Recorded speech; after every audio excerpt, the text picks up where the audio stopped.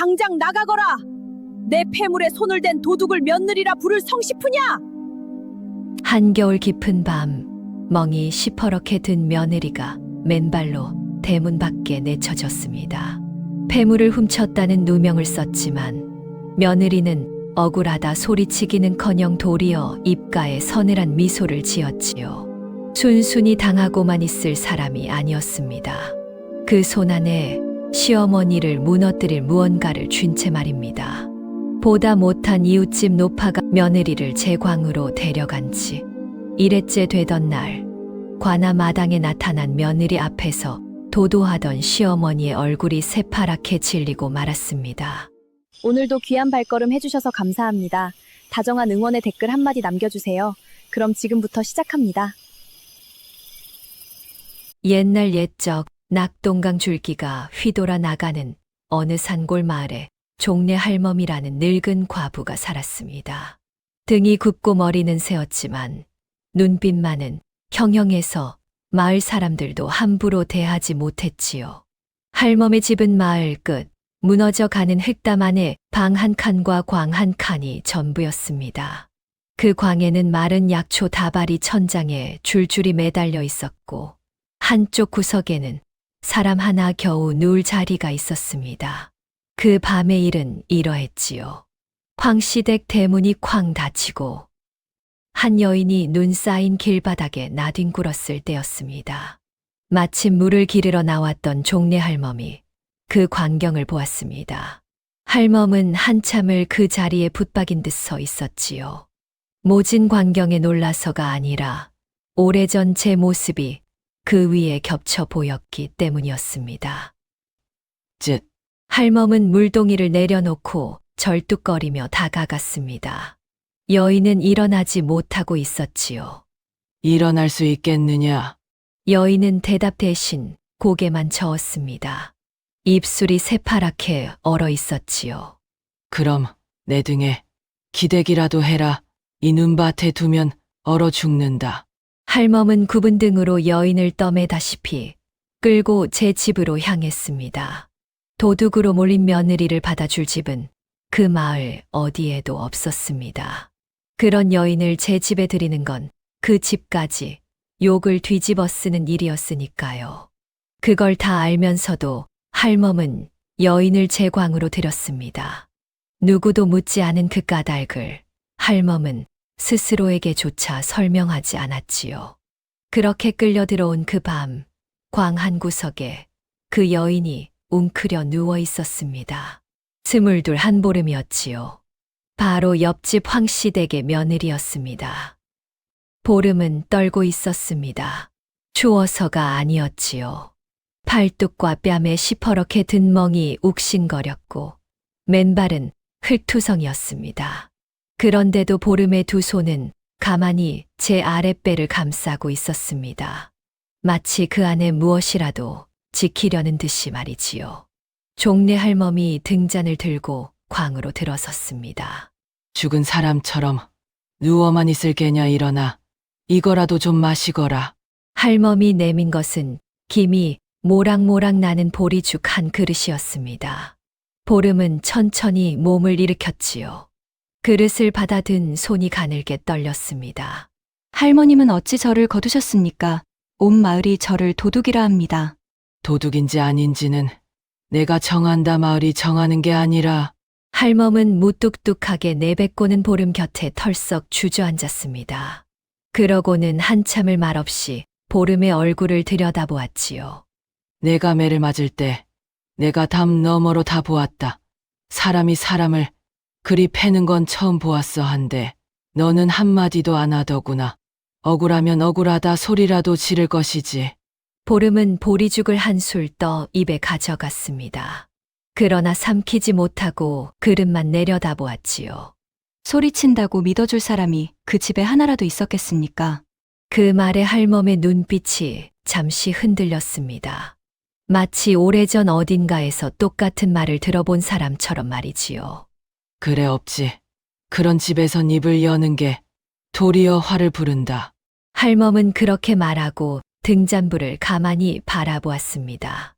그 밤 할멈이 왜 생판 남인 보름을 제 광에 들였는지 보름은 알지 못했습니다.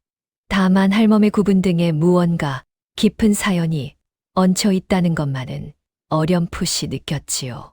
할머님, 저 때문에 할머님까지 욕을 보실 겁니다. 날이 밝으면 저는 떠나겠습니다. 어디로 가게 친정으로 돌아간 쫓겨난 며느리가 어찌 되는지 너도 알 텐데. 보름은 입을 다물었습니다. 할멈의 말이 옳았습니다. 도둑 누명을 쓰고 친정문을 두드리면 홀로 계신 늙은 아버지가 평생 사람들의 손가락질을 받으며 고개를 들지 못할 터였지요.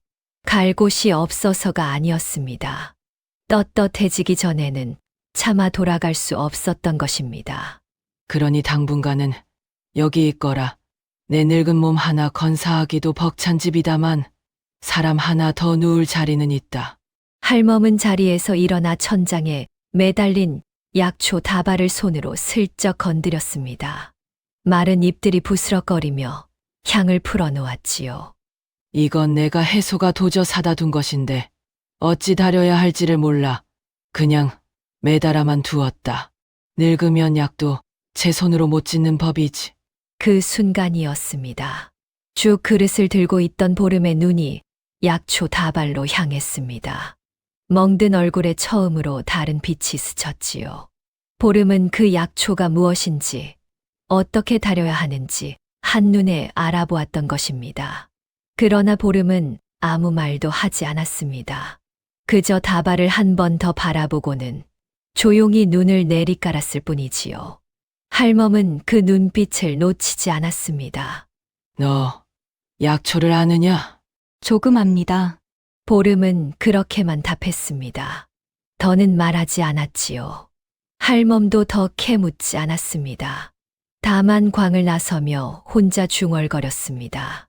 조금 안다는 사람 눈이 저럴 리가 없는데. 이튿날 아침이 밝았지요. 마을에는 벌써 소문이 쫙 퍼져 있었습니다. 황씨댁 며느리가 폐물을 훔치다 들켜 쫓겨났다는 이야기였지요.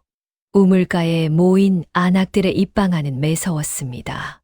세상에 멀쩡한 양반과 며느리가 도둑질을 다 하고 천한 핏줄은 어쩔 수 없다더니 그 말이 맞나 봐. 관비 출신을 며느리로 들였다지 뭐야. 쯧쯧 동네 대기 사람은 잘못 봤지. 그래도 그 대기 며느리 하나는 끔찍이 챙겼잖아. 그 입방아는 담을 넘어 종래 할멈의 집까지 흘러들었습니다.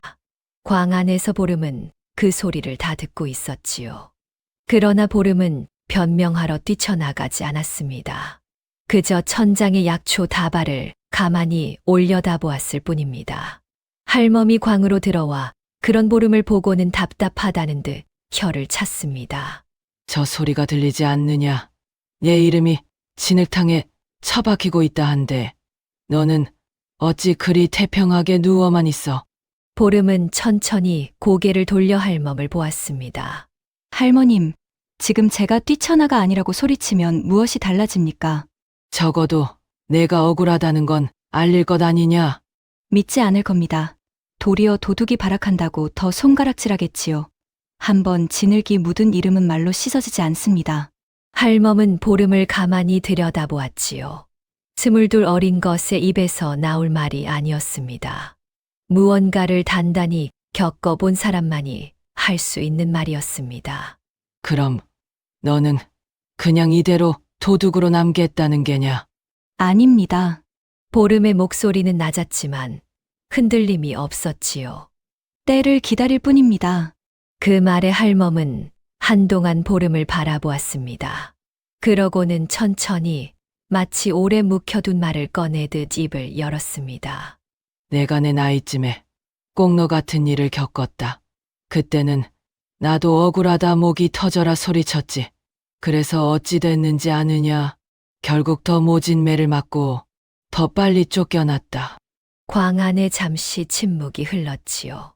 보름은 죽그릇을 내려놓고 할멈을 바라보았습니다. 세월이 한참 흐른 뒤에야 알았다. 억울함은 소리친다고 풀리는 게 아니라 때를 기다린 손끝에서 풀리는 법이니라. 입으로 떠드는 자는 제분을 못 이긴 자고 손끝으로 갚는 자는 끝내 이기는 자다. 보름은 그 말을 가만히 들었습니다. 마음에 새기겠습니다, 할머님. 할멈은 더 말하지 않았습니다. 다만광을 나서기 전 천장에 약초 다발을 한 번 더 보고는 보름에게 등을 돌린 채 한마디를 던졌지요. 해소약을 어찌 다리는지 안다면 한 첩 다려 다오. 밤마다 기침이 끊이질 않아 잠을 못 잔다.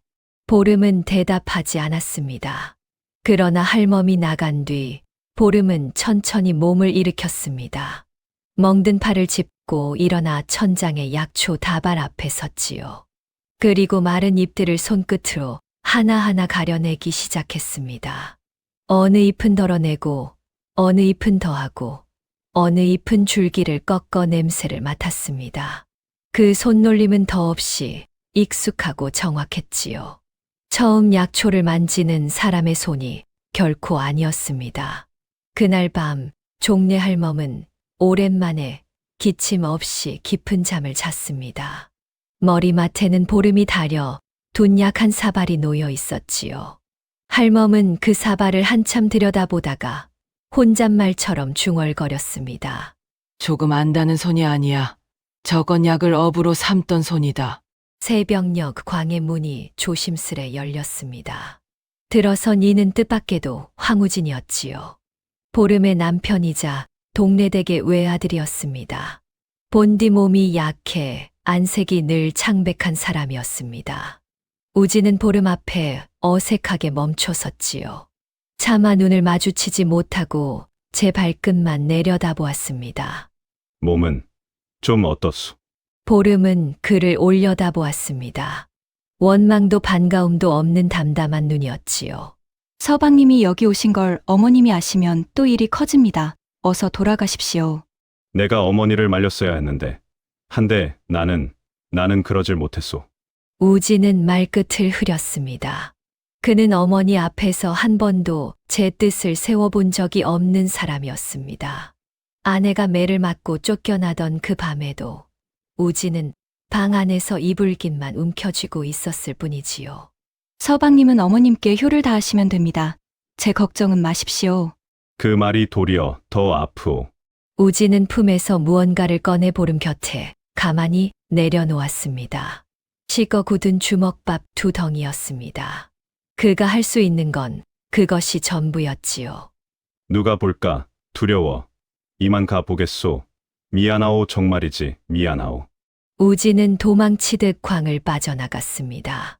보름은 그 주먹밥을 한참 바라보았습니다. 그러나 끝내 손을 대지 않았지요. 지금 보름에게 필요한 것은 식은 주먹밥 2덩이가 아니라 제 편에 단 한 번이라도 똑바로 서 줄 사람이었으니까요.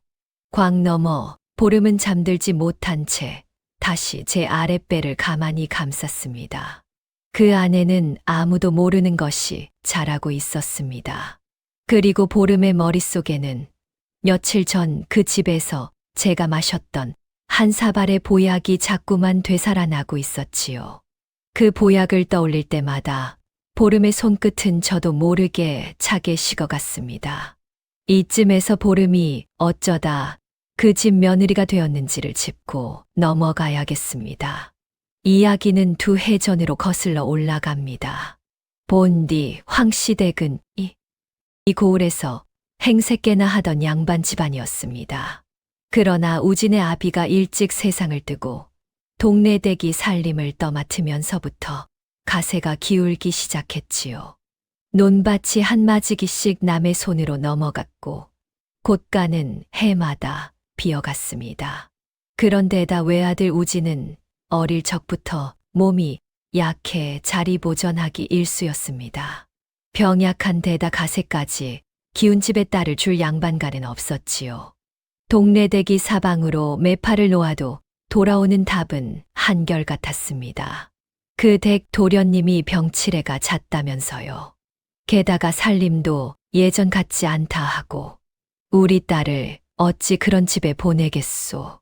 동네 댁의 속은 새까맣게 타들어갔습니다. 대를 이어야 하는데 며느리를 못 들이니 밤잠을 설칠 지경이었지요. 그러던 차에 한 매파가 솔깃한 이야기를 들고 왔습니다. 마님, 양반과 규술은 어렵겠고요. 한데 관아에서 의술을 익힌 처자가 하나 있습니다. 면천되어 양인이 된 지 얼마 안 됐는데 손끝이 야무져 병자 수발에는 그만이라고요. 예물도 바라지 않습니다. 천출이라는 말에 동네댁의 미간이 찌푸려졌습니다. 그러나 그 미간은 오래 가지 않았지요. 예물을 바라지 않는다는 말, 병자 수발에 그만이라는 말이 동네댁의 셈을 흔들었던 것입니다.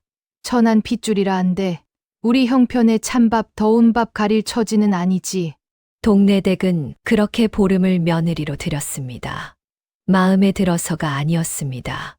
병약한 아들의 약값과 수발을 그 처자 하나면 해결할 수 있다는 오로지 그 셈속 때문이었지요. 혼례를 치르던 날에도 동네댁은 보름을 똑바로 보지 않았습니다. 마치 사람이 아니라 부렸을 일손 하나를 드리는 양 말이지요. 들어온 첫날부터 보름의 자리는 정해져 있었습니다. 동이 트기 전에 일어나 아궁이에 불을 지피고 우진의 약을 다리고 시어머니의 밥상을 차렸습니다. 손에 물이 마를 새가 없었지요. 그래도 보름은 군말이 없었습니다. 도리어 우진의 병세는 보름이 들어온 뒤로 눈에 띄게 나아졌습니다. 신통한 일이오. 그 독한 기침이 요즘은 통 안 나오니 우진이 그렇게 말하면 보름은 그저 담담히 약사발을 건넬 뿐이었지요. 때 맞춰 약을 드시고 찬바람만 멀리 하시면 됩니다. 보름은 제 솜씨를 내세우는 법이 없었습니다. 그저 묵묵히 약을 짓고 묵묵히 병자를 돌보았지요. 그 손끝이 어디서 어떻게 익은 솜씨인지 그 집 사람 누구도 깊이 묻지 않았습니다. 천출 며느리가 약을 좀 다룰 줄 안다는 것을 그들은 대수롭지 않게 여겼던 것입니다. 그러나 동네댁의 천대는 날이 갈수록 더해 갔습니다. 우진의 병세가 나아질수록 동네댁은 그 공을 며느리에게 돌리기는커녕 더 매몰차게 굴었지요. 내깟 천한 것이 약 좀 안다고 어깨에 힘이 들어갔구나. 분수를 알아라. 이 집 며느리 자리도 과분한 줄 알고. 예, 어머님. 보름은 고개를 숙였습니다. 그러나 그 숙인 고개 안에서 무슨 생각이 오가는지는 아무도 알지 못했지요. 그런 며느리살이 중에도 보름이 마음을 붙인 데가 한 곳 있었습니다. 바로 옆집 종래 할멈이었지요. 두 집은 흙담 하나를 사이에 두고 있었는데 보름이 들어온 지 얼마 안 되어 할멈이 모진 해소로 밤새 기침하는 소리를 담 너머로 들었던 것입니다. 어느 날 보름은 약초 몇 줌을 종이에 싸서 할멈의 집 문 앞에 슬그머니 놓아두었습니다. 다리는 법을 적은 쪽지와 함께였지요. 할멈이 그걸 다려 먹고 며칠 만에 기침이 잦아들자 할멈은 누가 그랬는지 단박에 알아챘습니다. 마침 우물가에서 보름과 마주치자 할멈이 대뜸 물었지요. 내가 갖다 놓았지. 옆집 세대. 보름은 잠시 망설이다 고개를 끄덕였습니다. 할머님 기침 소리가 담을 넘어와서요. 주제 넘었다면 용서하십시오. 주제 넘긴 늙은이 목숨 하나 건져놓고 무슨 소리냐. 할멈은 무뚝뚝하게 내뱉었지만 그 뒤로 보름을 볼 때마다 눈빛이 한결 누그러졌습니다. 시집에서는 천대받는 며느리였지만 담 하나 넘어 그 노파에게만은 보름이 사람 대접을 받았던 것입니다. 훗날 할멈이 이유도 묻지 않고 보름을 제광에 들인 데에는 이런 묵은 정이 바닥에 깔려 있었던 셈이지요. 그렇게 2해가 흘렀습니다. 가세는 좀처럼 펴지지 않았습니다. 오히려 빚만 늘어갔지요. 동네대기 체면을 지키느라 여기저기서 끌어다 쓴 돈이 눈덩이처럼 불어났던 것입니다. 그 빚을 거의 다 쥐고 있는 자가 바로 봉객주였습니다. 봉객주는 이고을에서 돈놀이로 이름난 자였습니다. 늘 웃는 낯의 말은 번드르르했지만 그 속은 누구도 가늠하지 못했지요. 그날도 봉객주는 묵직한 전대를 허리에 차고 황시댁 사랑채로 들어섰습니다. 마님. 그간 무고하셨는지요 헌데 오늘은 좀 긴한 말씀이 있어 왔습니다. 동네댁의 얼굴이 굳었습니다. 뽕객주가 긴한 말이라며 찾아올 때는 늘 빚 독촉이었으니까요.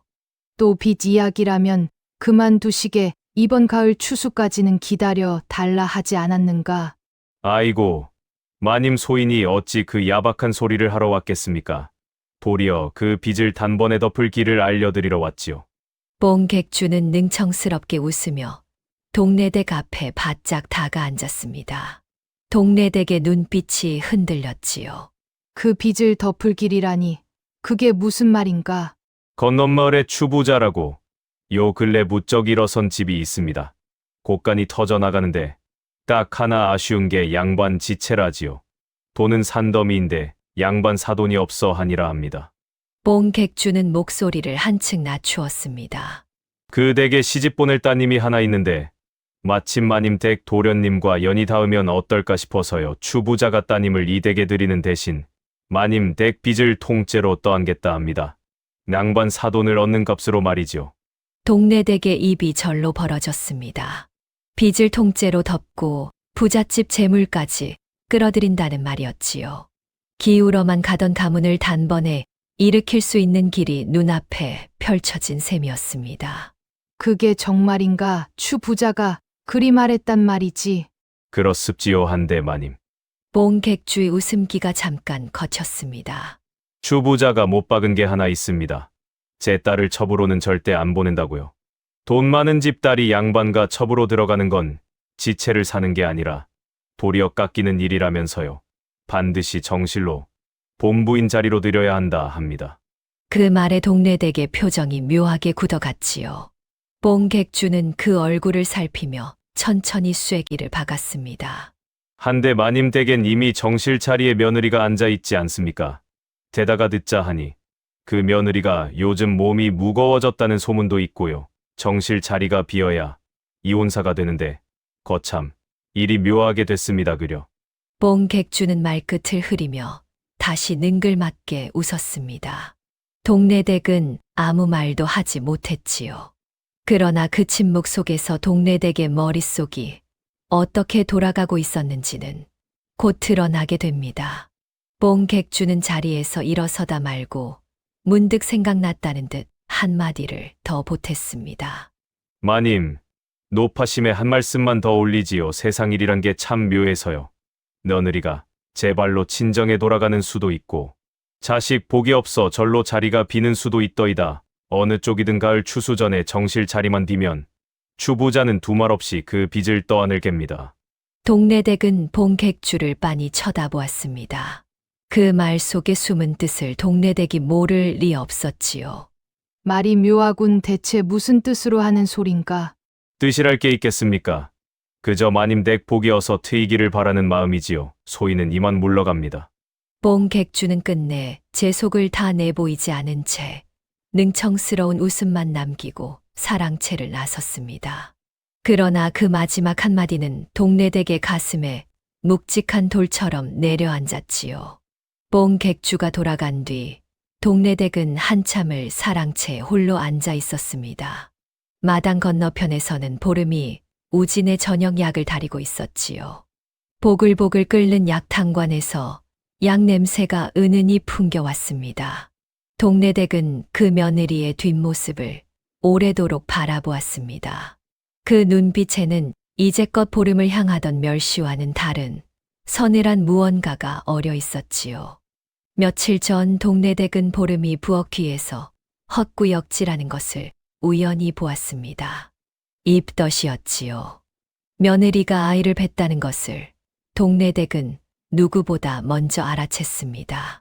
여느 시어머니라면 대를 이을 손주라며 두 손 들어 반겼을 일입니다. 그러나 동네댁은 반기지 않았습니다. 도리어 등골이 서늘해졌지요. 저 천한 것의 배 속에서 황씨댁 종손이 나온다고. 동네댁에게 보름은 처음부터 부렸을 일손이었지 대를 이을 며느리가 아니었습니다. 관비 핏줄에서 난 아이가 황씨댁 적장자로 떡하니 이 들어앉는 꼴은 동네댁으로서는 죽어도 받아들일 수 없는 일이었지요. 게다가 봉객주가 들고 온 그 혼사까지 겹쳤습니다. 며느리가 정실 자리를 지키고 그 배 속 아이까지 자라버리면 추 부자와의 혼사는 영영 물 건너가는 것입니다. 빚을 덮고 가문을 일으킬 길이 코앞에 있는데 그 길을 막아선 것이 바로 저 며느리와 배 속 아이였습니다. 동네댁의 눈빛이 차갑게 가라앉았습니다. 무엇을 어찌하겠다는 것인지 그 속을 들여다본 사람은 아무도 없었지요. 다만 그날 밤부터 동네댁의 머릿속에서 무서운 궁리 하나가 천천히 또아리를 틀기 시작했다는 것만은 분명했습니다. 마당의 보름은 그 시선을 알지 못했습니다. 그저 약이 넘치지 않게 불을 고르며 제 일을 할 뿐이었지요. 한 지붕 아래 두 사람의 마음이 그토록 다른 곳을 향하고 있다는 것을 그날의 보름은 짐작조차 하지 못했습니다. 그 무서운 궁리가 또아리를 튼 다음 날부터 동네댁의 태도가 거짓말처럼 달라졌습니다. 이제껏 며느리를 천한 것이라 부르며 부려먹기만 하던 동네댁이 어느 날 갑자기 살갑게 굴기 시작한 것입니다. 아침에 보름이 물을 길어오면 손이 시리지 않으냐 물었고 무거운 물동이를 들면 그러다 몸 상한다며 빼앗아 들기까지 했습니다. 새아기야, 너도 이제 이 집 사람인데 내가 그간 너무 모질게 굴었구나. 앞으로는 내 몸도 좀 챙기거라. 어인 말씀이신지요? 어머님 제가 무슨 잘못이라도 했습니까? 잘못은 무슨 늙은이 마음이 약해져서 그런다. 며느리 고생시킨 게 새삼 미안해서 그래. 보름은 고개를 숙였습니다. 그러나 속은 편치 않았지요. 어제까지 매섭던 시어머니가 하루아침에 일이 부드러워지니 도리어 등이 서늘했던 것입니다. 그날 밤 보름은 우진에게 넌지시 그 일을 일렀습니다. 서방님, 요 며칠 어머님이 너무 다정하셔서 외려 무섭습니다. 무슨 까닭인지 짐작하시는 게 있으십니까? 어머니가 다정하면 좋은 일이지. 어찌 무섭다 하오. 당신이 너무 마음을 졸여 그런 것이오. 그런 것이면 다행이고요. 보름은 더 말하지 않았습니다. 우진은 어머니를 의심할 줄 모르는 사람이었지요. 그에게 그 말을 더 해봐야 소용없다는 것을 보름은 이미 알고 있었습니다. 그래서 보름은 한 가지만 더 일렀습니다. 서방님, 실은 제 몸에 아이가 들어섰습니다. 아직 어머님께는 말씀 올리지 못했고요. 우진의 얼굴에 환한 빛이 돌았지요. 정말이오. 아이가 이런 경사가 어디 있소. 어머니께서 아시면 얼마나 기뻐하시겠소. 그러시겠지요. 보름은 옅게 웃었습니다. 그러나 그 웃음 끝이 어쩐지 무거웠지요. 우진은 그것을 알아채지 못했습니다. 제 아내가 어찌하여 그 경사를 마냥 기뻐하지 못하는지 우진은 끝내 헤아리지 못했던 것입니다. 며칠 뒤 동네댁이 사발 하나를 직접 들고 보름의 방으로 들어왔습니다. 거무튀튀한 약물이 담긴 사발이었지요. 이건 몸보신에 좋다는 보약이다. 마침 좋은 약재가 들어와 따로 지어 오게 했지. 요즘 내 안색이 안 좋아 보여서 말이다. 한 방울도 남기지 말고 다 마시거라. 어머님, 어찌 이런 귀한 것까지 제겐 과분합니다. 잔말 말고 어서 마셔. 내 보는 앞에서 다 비우는 걸 봐야 마음이 놓이겠다. 보름은 그 사발을 받아들었습니다. 코끝으로 약 냄새가 훅 끼쳐왔지요. 그 순간 보름의 눈썹이 아주 미세하게 움찔했습니다. 그러나 그뿐이었습니다. 동네댁이 지켜보는 앞에서 보름은 그 보약을 천천히 들이켰지요. 그래. 그렇게 잘 챙겨 먹어야지. 내일도 한 사발 지어다 주마. 동네댁은 흐뭇한 낯으로 방을 나섰습니다. 그 뒷모습을 보름이 가만히 바라보았지요. 시어머니의 돌변한 친절과 그 보약한 사발이 보름의 마음 한구석에 작은 가시처럼 걸려들었습니다. 그 보약이 어디서 온 것인지 잠시 짚고 넘어가야겠습니다. 동네댁은 제 손으로 약을 지을 줄 몰랐지요. 그래서 봉객주를 시켜 약재를 구해 오게 했습니다. 봉객주는 읍내 약방을 찾아가 약방 주인 도경수 앞에 천연덕스럽게 앉았습니다. 주인장, 약재 좀 지으러 왔소. 우리 댁 늙은 마님이 기력이 떨어져 영 못 일어나신데 몸에 힘을 돋우는 걸로 넉넉히 부탁하오. 늙은 마님이라 연세가 어찌 되시고 평소 어디가 불편하신지요. 그래야 맞게 지어드립니다. 아따, 그런 걸 일일이 따져 뭐 하오. 그냥 기력에 좋다는 걸로 두둑이 싸주면 될 것을 값은 후하게 쳐드리리다.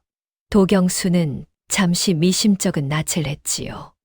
약이란 쓸 사람을 알아야 짓는 법인데 봉객주는 한사코 둘러대기만 했으니까요. 그러나 봉객주가 값을 두둑이 얹어주자 도경수는 더 캐묻지 않고 약재를 지어 주었습니다. 이건 기력 돋우는 데 쓰는 약재여 다만 쓰는 사람 몸 상태를 모르고 짓는 거라. 혹탈이 나면 그건 내 탓이 아니오. 그 점은 분명히 일러두겠소. 아, 그럼 늙은 마님 보약인데 무슨 탈이 나겠소? 봉객주는 능청스레 웃으며 약재를 받아들었습니다. 도경수는 그 약재가 정작 누구의 몸에 들어갈지를 까맣게 몰랐지요. 늙은 마님이 아니라 아이를 뵌 젊은 며느리의 몸에 말입니다. 그 약재가 어떤 몸에 들어가서는 안 되는 것인지 그 자리에서 도경수는 알 도리가 없었습니다. 이 일이 훗날 어떤 무게로 되돌아올지도요. 그렇게 보름은 동네댁이 지켜보는 앞에서 그 한 사발을 남김없이 비웠습니다. 천한 며느리가 약 한 첩분간 못하리라 깔본 동네댁은 첫날 며느리가 다 비우는 것만 두 눈으로 확인하고는 마음을 놓았지요. 그 보약을 마신 바로 그날 밤이었습니다. 보름이 자리에 누웠는데 아랫배가 묵직하게 당겨왔습니다. 처음엔 그러려니 했지요.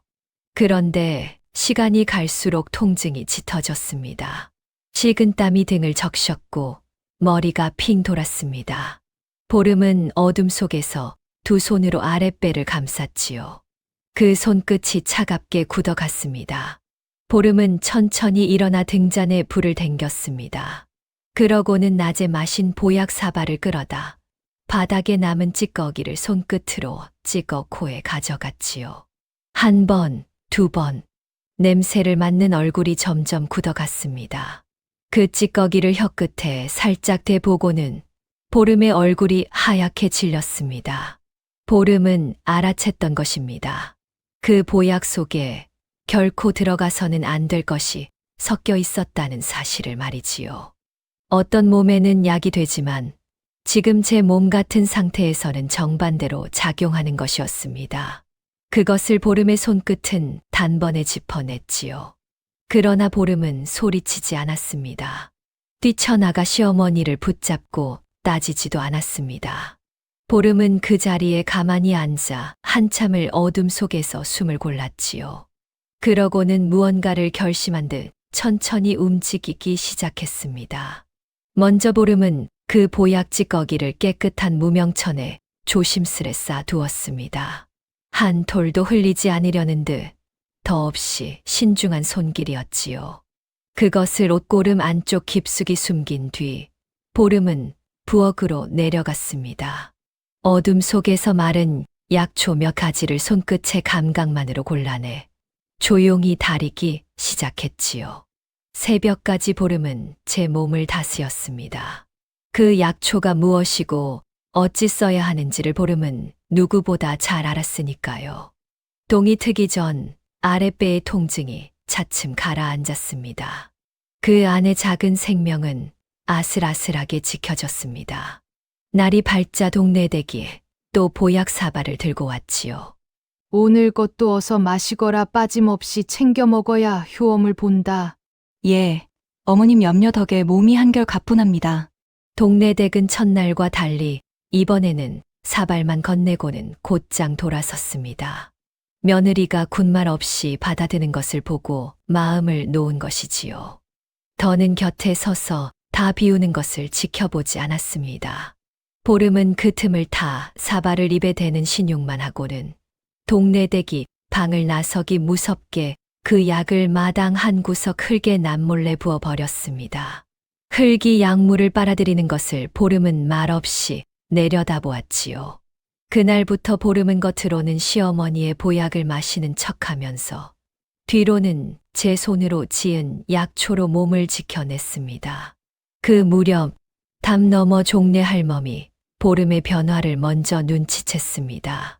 빨래를 널러 나온 보름의 안색이 며칠 새 부쩍 헬쑥해진 걸 본 것이지요. 세댁, 자네 안색이 왜 그 모양인가? 어디 아픈 게야? 아닙니다. 할머님 요즘 잠을 좀 설쳐서 그렇습니다.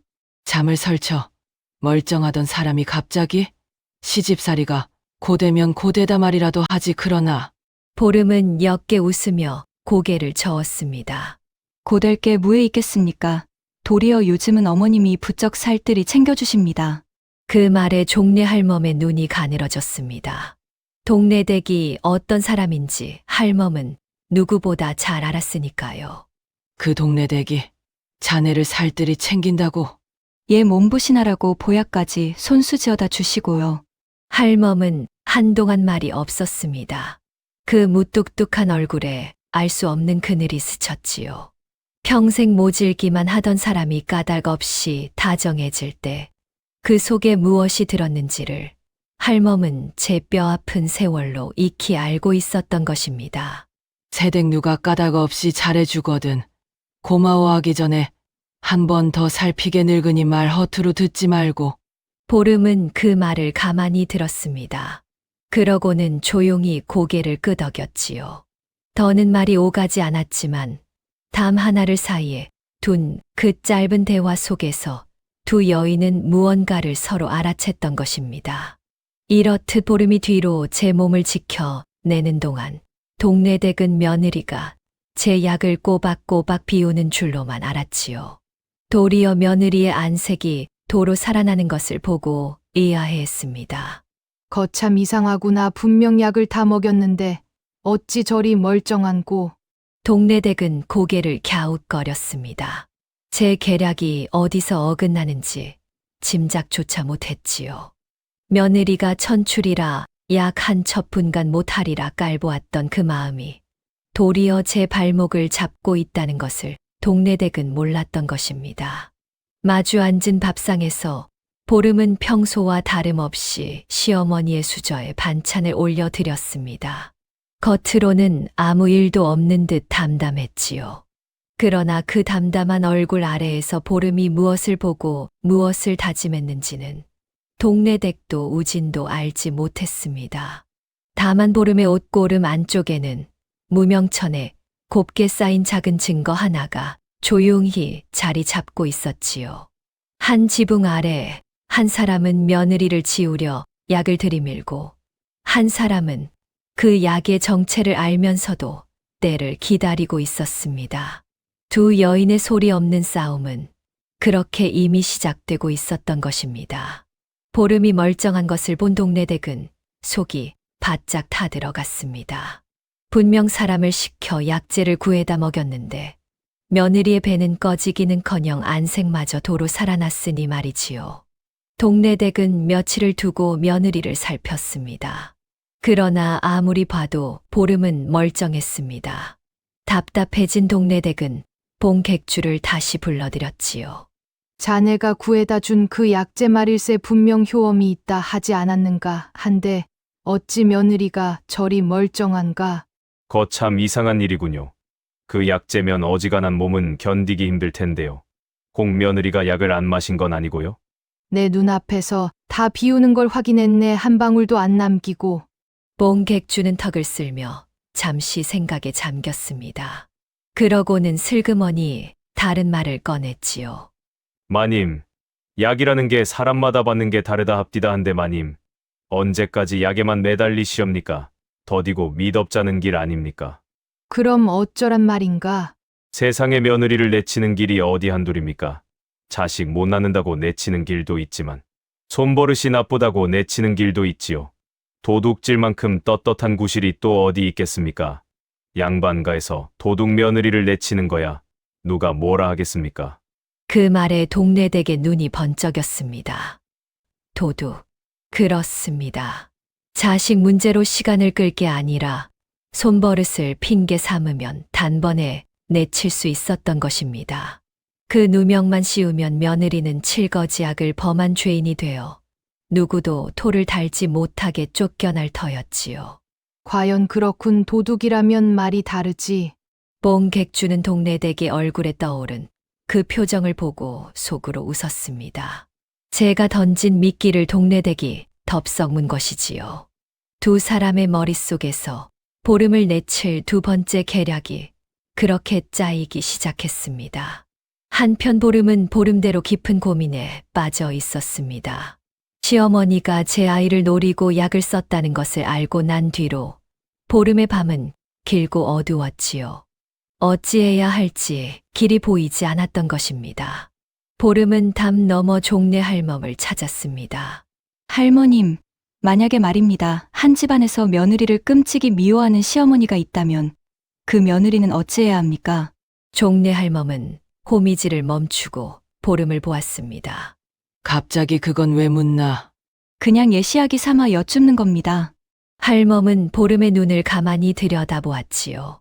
그 눈에 담긴 것이 예시하기가 아님을 할멈은 단번에 알아챘습니다. 도망치고 싶은 게냐? 모르겠습니다. 친정으로 돌아갈까도 싶고 다 버리고 멀리 떠날까도 싶고요. 친정으로 돌아가면 자네만 욕보는 게 아니라 친정 식구까지 고개를 못 든다 멀리 떠난들 쫓겨난 며느리가 갈 데가 어디 있겠나. 두 길 다 자네를 살리는 길이 아니야. 보름은 입을 다물었습니다. 할멈의 말이 옳았지요. 도망은 답이 아니었습니다. 세댁, 한 가지만 묻자. 자네 억울한 일을 당했나? 보름은 대답하지 않았습니다. 그러나 그 침묵이 곧 대답이었지요. 할멈은 깊은 한숨을 내쉬었습니다. 억울하거든. 도망칠 게 아니라 맞서야지 한데 맞서는 돼도 길이 있다 분에 못 이겨 덤비는 건 지는 길이고 차근차근 채비를 갖춰 때를 보는 건 이기는 길이야. 내가 그걸 몰라 한평생을 그르쳤다. 보름은 그 말을 가슴에 새겼습니다.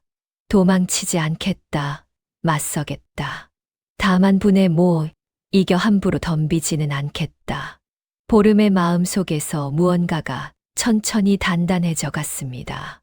그러나 그 결심이 채 여물기도 전에 동네댁의 두 번째 계략이 먼저 들이닥쳤습니다. 그날은 집안의 손님이 여러 들었지요. 동네댁이 일부러 동네 안악들과 친척들을 불러 모은 날이었습니다. 사람들이 보는 앞이라야 누명이 더 그럴듯해지니까요.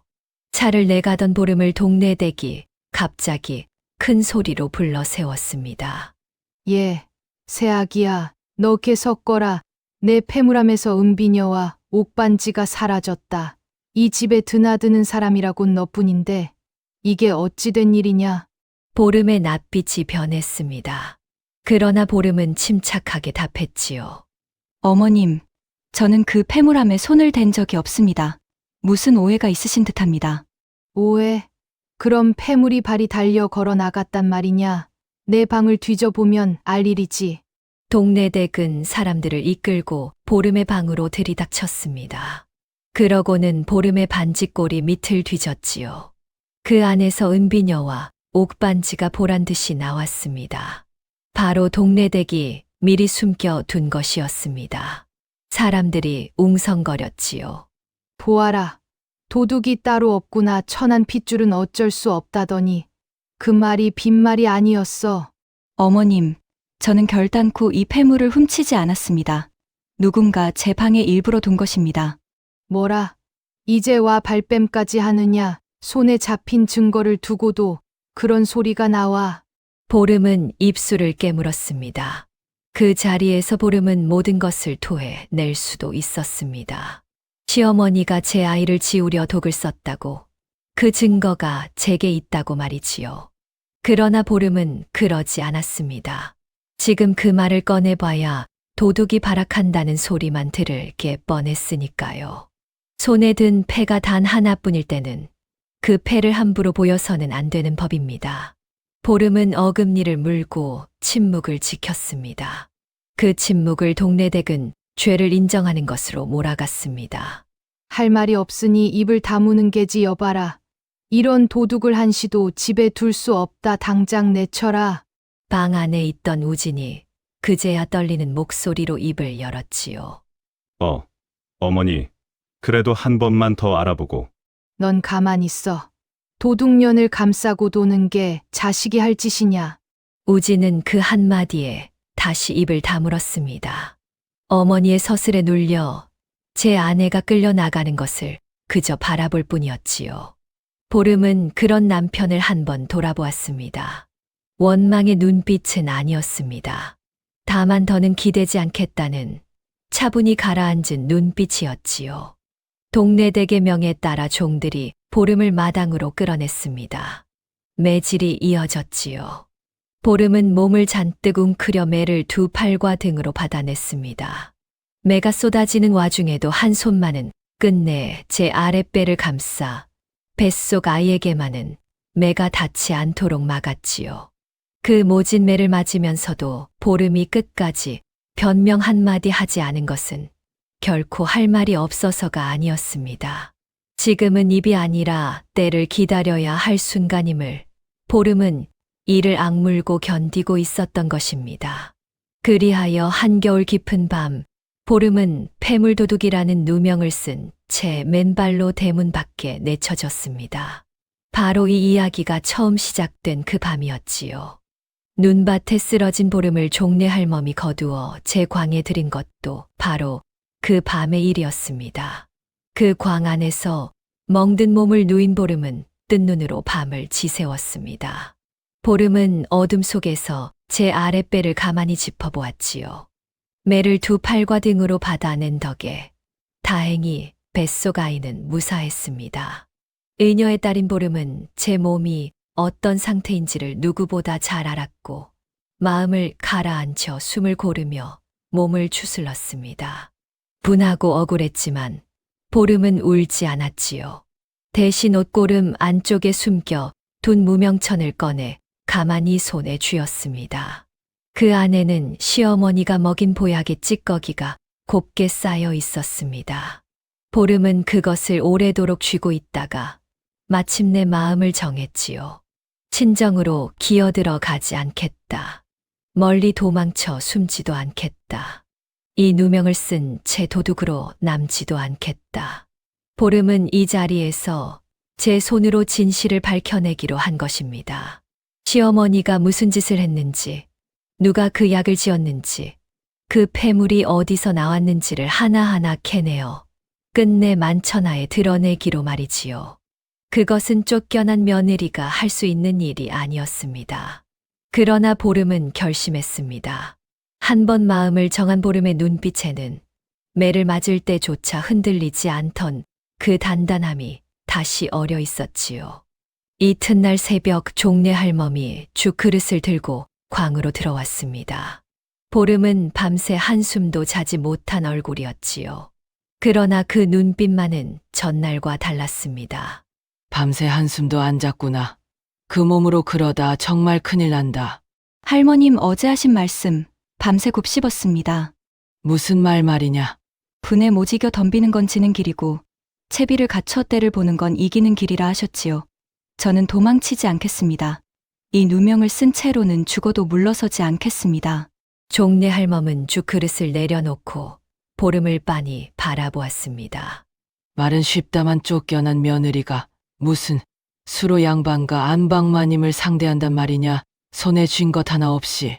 보름은 잠시 망설이다 옷고름 안쪽에서 무명천 꾸러미를 꺼냈지요. 그러나 그것을 활짝 펼쳐 보이지는 않았습니다. 그저 손바닥에 올려 할멈에게 살짝 보일 뿐이었습니다. 손에 쥔 게 아주 없지는 않습니다. 할머님 다만 아직은 때가 아닙니다. 종래 할멈은 그 꾸러미가 무엇인지 묻지 않았지요.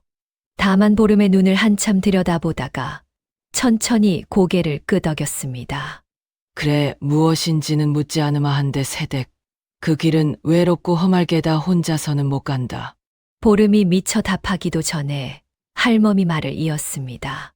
이 늙은이가 곁에 있으마 40년 전 아무도 내 손을 잡아주지 않아 내가 그 꼴을 당했다 한데 자네한테까지 같은 일이 되풀이되는 건 내 눈 뜨고는 못 본다. 자네가 때를 기다리겠다면 그때가 올 때까지 내가 자네 곁을 지키마.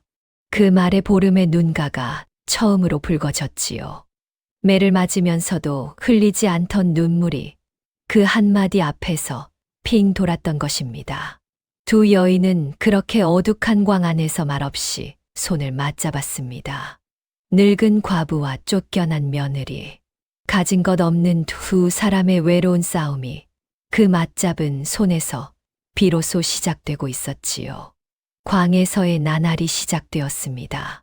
보름은 낮에는 몸을 숨긴 채 지냈고 밤이면 종래 할멈과 마주 앉아 도란도란 이야기를 나누었습니다. 시집에서는 단 한 번도 누려보지 못한 사람다운 저녁이었지요. 할멈은 변변찮은 살림에도 보름의 끼니를 거르지 않았고 보름은 그 보답으로 할멈의 약 시중을 들었습니다. 가진 것 없는 두 사람이었지만 그 광 안에는 묘하게 따뜻한 기운이 돌았습니다. 어느 깊은 밤이었지요. 등잔불을 사이에 두고 종래 할멈이 오래 묵혀둔 이야기를 꺼냈습니다. 새댁 내가 어제 40년 전에 그 꼴을 당했다 했지. 그게 어떤 일이었는지 오늘은 한번 말해볼까 한다. 보름은 가만히 할멈을 바라보았습니다. 나도 한때는 양반가 며느리였다 믿기지 않겠지만 그땐 나도 곱다는 소리 꽤나 들었어 한데 시집간 지 3년 만에 시어머니가 나를 도둑으로 몰았다 패물이 없어졌다며 내 방을 뒤지더니 거기서 가락지가 나오더구나. 내가 넣지도 않은 가락지가 말이다. 보름의 낯빛이 굳었지요. 그것은 바로 며칠 전 제가 겪은 일과 너무도 똑같았으니까요. 할머님도 그런 일을. 그래, 나는 그때 억울하다고 목이 터져라 소리쳤다 아니라고. 누가 일부러 넣은 거라고 한대. 소리치면 칠수록 사람들은 도둑이 발악한다고 손가락질만 하더구나. 결국 나는 매를 맞고 한겨울에 쫓겨났다. 친정은 이미 부모가 없어 갈 데도 없었지.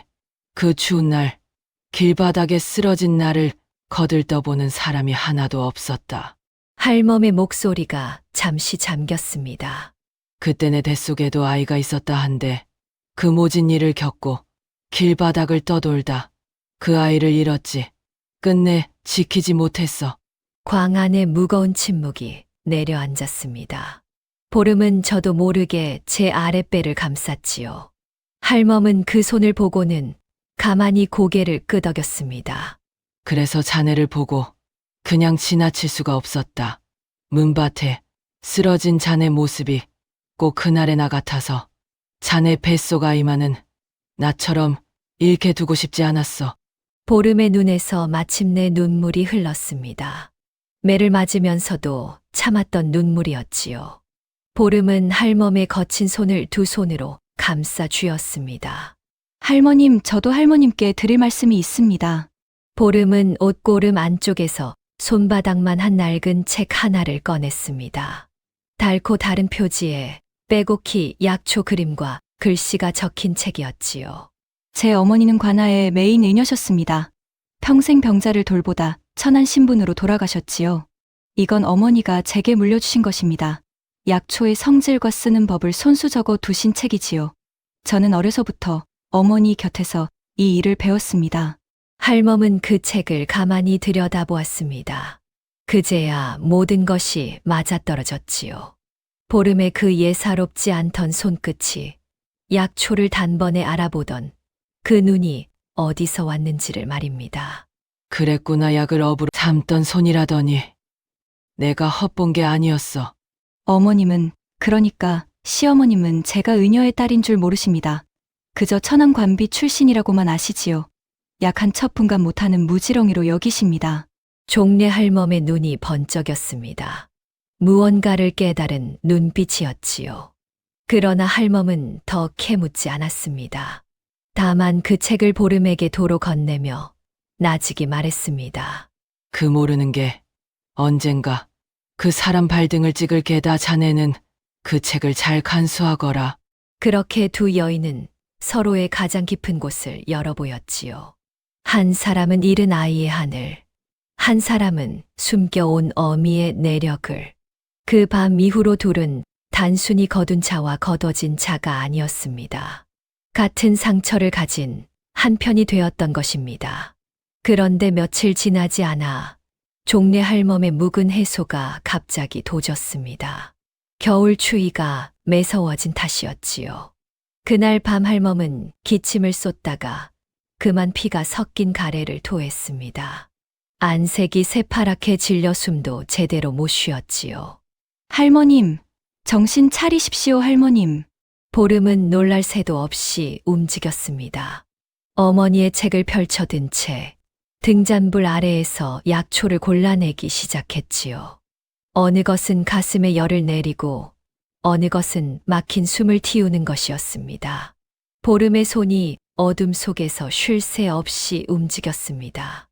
할머님, 조금만 견디십시오. 제가 곁에 있습니다. 절대 보내드리지 않습니다. 보름은 밤새 약을 다리고 시글세라 할멈의 가슴을 덮여주며 한숨도 자지 않았지요. 첫 닭이 울 무렵 할멈의 거칠던 숨이 차츰 고르게 가라앉았습니다. 피 섞이던 기침도 멎었지요. 똥이 틀 때쯤 할멈은 깊은 잠에 빠져들었습니다. 보름은 그제야 할멈의 이마를 짚어보고 가만히 안도의 숨을 내쉬었습니다. 이튿날 깨어난 할멈은 제 몸이 한결 가벼워진 것을 느꼈지요. 밤새 제 곁을 지킨 보름의 헬쑥한 얼굴을 보고는 할멈의 눈시울이 붉어졌습니다. 이 늙은 목숨 하나 살리겠다고 밤을 꼴딱 세웠구나. 자네는 거둬 준 은혜를 갚고도 남았다. 은혜라니요, 할머님은 제 목숨을 거두셨는데 저는 겨우 기침 하나 잡았을 뿐입니다. 그 일이 있은 뒤로 종래 할멈은 보름을 위해서라면 무슨 일이든 할 사람이 되었습니다. 제 목숨을 살려준 보름을 할멈은 친손녀보다 더 아꼈지요. 두 사람의 인연은 그렇게 한층 더 깊어졌습니다. 그런 두 사람 사이에 한 가지 걱정거리가 있었습니다. 보름의 약초 솜씨가 자칫 사람들 눈에 띌까 하는 것이었지요. 어느 날 종래 할멈이 조심스레 말을 꺼냈습니다. 세댁, 자네 솜씨가 보통이 아닌 건 알겠다만 지금은 몸을 숨겨야 할 때 아닌가. 자네가 약을 짓는 게 소문이라도 나면 그 사람들이 가만히 있겠나. 할머님 말씀이 옳습니다. 한데 바로 곁에서 사람이 죽어가는데 약을 아는 제가 손을 놓고만 있는 것도 차마 못할 짓입니다. 자네 그 마음을 모르는 바 아니다만 제 이름은 약을 짓는 손이 가려주겠지요. 누가 지었는지는 끝까지 숨기면 됩니다. 할머님이 제 손과 바깥 세상 사이에 다리만 놓아주시면 됩니다. 종래 할멈은 한참을 망설이다 고개를 끄덕였습니다. 죽어가는 사람을 두고 보지 못하는 그 마음이 꼭 젊은 날의 누군가를 닮았다고 생각했지요. 그렇게 두 사람은 한 가지 약조를 했습니다. 보름은 광에 숨어 처방을 짓고 종래 할멈이 그 처방을 바깥에 전하기로요. 누가 지은 약인지는 끝내 밝히지 않기로 말입니다. 이 조용한 약조가 머지않아 마을 인심을 송두리째 뒤바꿔 놓게 됩니다. 한편 그 무렵 읍내 약방에서는 도경수가 골머리를 앓고 있었습니다. 며칠째 한 노인의 병을 잡지 못해서였지요. 온몸에 열이 오르고 헛소리를 하는데 좋다는 약을 다 써봐도 차도가 없었습니다. 노인의 식구가 약방에 찾아와 매달렸지만 도경수도 손을 들 지경이었습니다. 내 의술로는 더 손쓸 데가 없소. 이건 예사 열병이 아니라 미안하오. 그 소문이 종래 할멈의 귀에까지 들어왔지요. 할멈은 그 길로 광으로 돌아와 보름에게 노인의 증세를 자세히 일렀습니다. 보름은 할멈의 말을 듣더니 어머니의 책을 한참 들여다보고는 입을 열었습니다. 그건 열병이 아니라 묵은 체증이 안으로 곪은 것입니다. 열만 잡으려 들면 백약이 무효지요. 먼저 막힌 속을 풀어줘야 합니다. 보름은 약초 몇 가지를 골라 다리는 법을 일러주었지요. 종래 할멈은 그 처방을 적어 도경수에게 슬며시 전했습니다. 누가 일러주었는지는 끝내 말하지 않았습니다. 반신반의하던 도경수는 믿져야 본전이라는 심정으로 그 처방대로 약을 지어 노인에게 써보았지요. 그런데 첫날 밤이 지나자 노인의 헛소리가 잦아들었습니다. 이튿날엔 미음을 받아 넘겼고 사흘째 되는 날 아침에는 제 발로 자리를 털고 일어났지요. 식구들이 약방으로 달려와 도경수의 손을 붙잡았습니다. 의원님, 이 은혜를 어찌 갚습니까? 다 죽어가던 아버지가 멀쩡히 일어나셨습니다. 도경수는 차마 사실대로 말하지 못했습니다. 그 약이 제 솜씨가 아니라 누군가가 일러준 처방이라는 것을요. 그는 멋쩍게 손을 내저으며 식구들을 돌려보냈습니다. 그러나 마음 한구석은 영 개운치가 않았지요. 제 의술로 못 잡은 병을 단번에 짚어 낸 그 솜씨가 자꾸만 머릿속을 맴돌았던 것입니다. 도경수는 종래 할멈을 찾아가 끈질기게 물었습니다. 할멈, 그 처방을 대체 누가 일러준 거요? 그건 웬만한 의원도 못 짚는 자리요. 보통 솜씨가 아니요. 종래 할멈은 빙긋 웃기만 할 뿐 끝내 입을 열지 않았습니다. 도경수는 답답했지만 그날부터 그 보이지 않는 의원이 누구인지 마음에 두게 되었지요. 훗날 이 궁금증이 어떤 자리에서 풀리게 될지는 그때의 도경수도 알지 못했습니다. 도경수만이 아니었습니다. 다 죽어가던 노인이 살아난 일이 마을에 퍼지면서 누가 그 약을 지었는지를 두고 수군거림이 일었지요. 어떤 이는 용한 떠돌이 의원이 다녀갔다 했고 어떤 이는 종래 할멈이 신통한 손을 숨기고 있다 했습니다. 그러나 누구도 그 약을 지은 손의 임자가 며칠 전 도둑으로 몰려 쫓겨난 바로 그 며느리라고는 꿈에도 생각지 못했습니다. 마을 사람들이 침을 뱉으며 손가락질하던 그 여인이 정작 마을 사람의 목숨을 살리고 있었던 것이지요. 보이지 않는 그 손이 마을의 입길에 오르내릴수록 보름을 둘러싼 진실은 조금씩 그 매듭이 풀려갈 채비를 하고 있었습니다. 보름의 손이 마을을 조용히 돌보는 사이 정작 큰일은 따로 찾아왔습니다. 마을 어귀 김서방네 며느리가 산달을 맞아 아이를 낳다 그만 큰 고비에 부딪힌 것입니다. 그날 밤 김서방네는 발칵 뒤집혔습니다. 산모가 하루낮 하루밤을 꼬박 진통하는데도 아이가 나오질 않았던 것이지요. 동네 산파가 매달렸지만 손을 쓰지 못했습니다. 산모의 얼굴은 핏기가 가시고 숨소리마저 가빠져 갔습니다. 아이가 거꾸로 들어섰소. 이건 내 솜씨로는 안 돼요. 산모도 아이도 둘 다 위태롭소. 산파가 그렇게 손을 들자 김서방네는 통곡했지요. 읍내 도경수를 부르러 사람을 보냈지만 도경수는 본디 아이 받는 일은 다루지 않는 사람이었습니다. 산모와 아이가 함께 쓰러지기 직전이었지요. 그 다급한 소식이 종래 할멈의 귀에도 닿았습니다. 할멈은 한 걸음의 광으로 달려왔습니다. 세댁, 김서방네 며느리가 아이를 낳다 죽어간다는구나. 산파도 손을 놨다는데 한데 이건 광에 앉아 처방만 일러줄 일이 아니야. 사람이 곧 죽는다. 보름은 그 말에 자리를 박차고 일어났지요. 잠시 망설임이 스쳤습니다. 제가 모습을 드러내면 도둑으로 몰린 처지가 어찌 될지 모를 일이었으니까요. 그러나 그 망설임은 오래 가지 않았습니다. 가겠습니다. 할머님 두 목숨이 걸린 일을 어찌 모른 척합니까? 제 처지가 어찌 되든 그건 나중 일입니다. 보름은 어머니의 책을 챙겨 들고 어둠을 틈타 김서방네로 향했습니다. 방문을 열고 들어선 보름을 보고 김서방네 식구들이 흠칫했지요. 도둑으로 쫓겨난 며느리가 나타났으니까요. 아니, 저 사람은 황씨댁에서 쫓겨난 지금 그게 중요한 게 아닙니다. 산모부터 살리고 봅시다. 더운 물과 깨끗한 무명천을 어서 준비해 주십시오. 보름의 목소리에는 사람을 움직이는 힘이 있었습니다. 식구들은 저도 모르게 보름의 말을 따랐지요. 보름은 산모 곁에 앉아 배를 가만히 짚어보았습니다. 거꾸로 들어선 아이의 자리를 손끝으로 더듬어 가늠한 것입니다. 아이가 거꾸로 있는 게 맞습니다. 한데 아직 길은 있습니다. 산모님, 제 말을 잘 들으십시오. 숨을 천천히 길게 뱉으셔야 합니다. 제가 아이의 자리를 바로잡겠습니다. 보름의 손이 신중하게 움직이기 시작했습니다. 어머니에게서 배운 의녀의 솜씨였지요. 한 식경이 흘렀습니다. 방 안에 있던 식구들은 숨도 제대로 못 쉬고 그 광경을 지켜보았습니다. 이윽고 보름이 낮게 그러나 또렷하게 외쳤지요. 됐습니다. 자리가 바로 잡혔습니다. 산모님, 이제 마지막입니다. 힘을 주십시오. 조금만 더.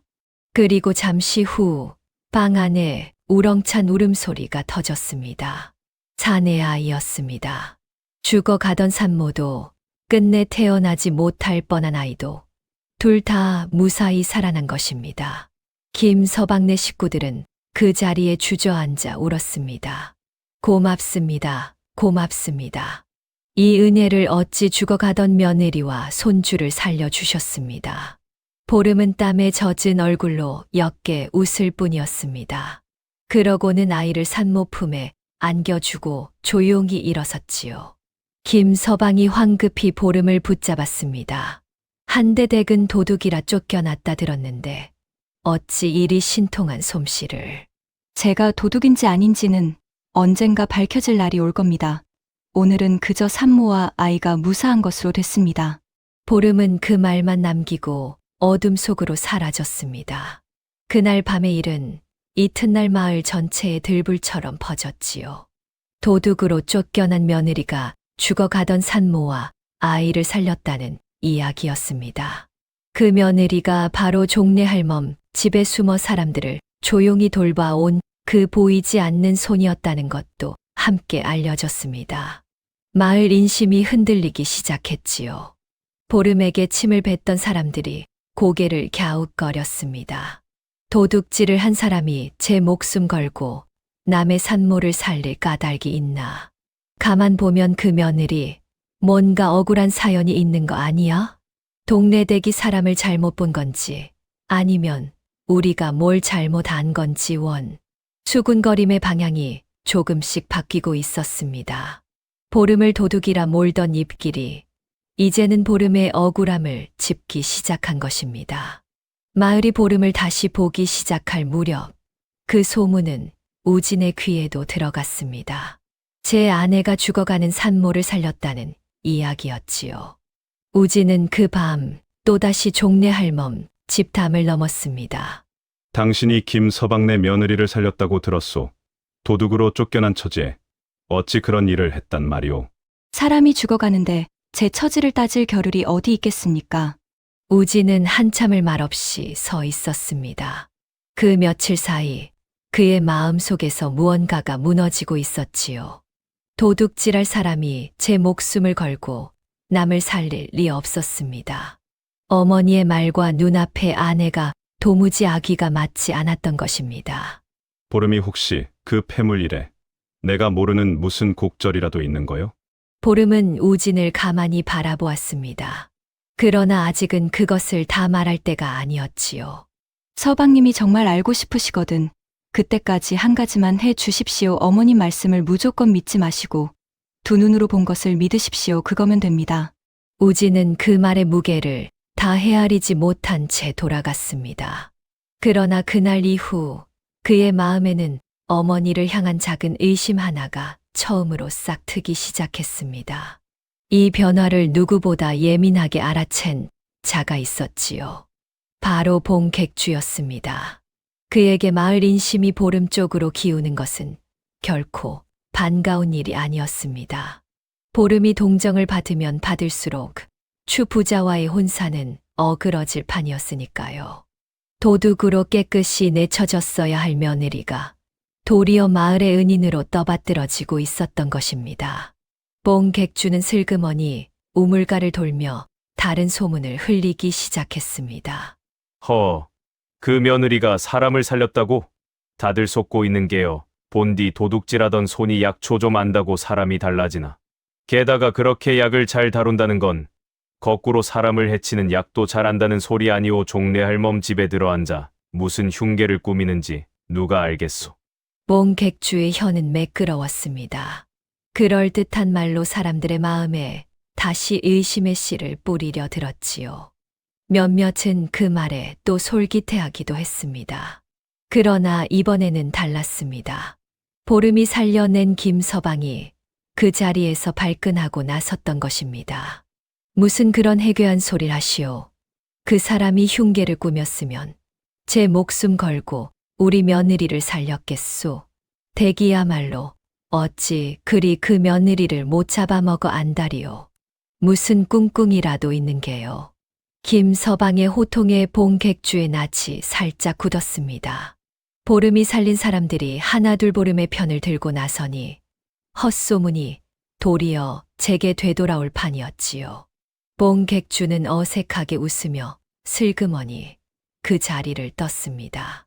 그러나 봉객주는 그냥 물러설 자가 아니었습니다. 우물가를 벗어나는 그의 눈빛이 차갑게 가라앉았지요. 그는 비로소 분명히 깨달았던 것입니다. 종래 할멈집에 숨은 그 손이 바로 동네댁이 기어이 내쫓아야 할 그 며느리라는 것을. 그리고 그 며느리가 살아있는 한 제가 챙길 혼사도 구문도 물 건너간다는 것을 말이지요. 봉객주는 발걸음을 재촉했습니다. 이대로 두어서는 안 되겠다 마음먹은 것입니다. 그 길로 봉객주는 황씨댁으로 동네댁을 찾아갔습니다. 마님, 큰일 났습니다. 그 며느리가 글쎄 종래 할멈 집에 숨어 있었습니다. 그뿐이면 다행이게요. 마을 사람 병을 고치고 죽어가는 산모까지 살려내서 인심이 죄다 그 며느리 쪽으로 돌아섰지 뭡니까. 동네댁의 얼굴이 일그러졌습니다. 뭐라? 도둑으로 내쫓은 며느리가 마을의 은인이 됐다고? 그게 말이 되는 소린가? 말이 되든 안 되든 지금 마을이 그리 돌아갑니다.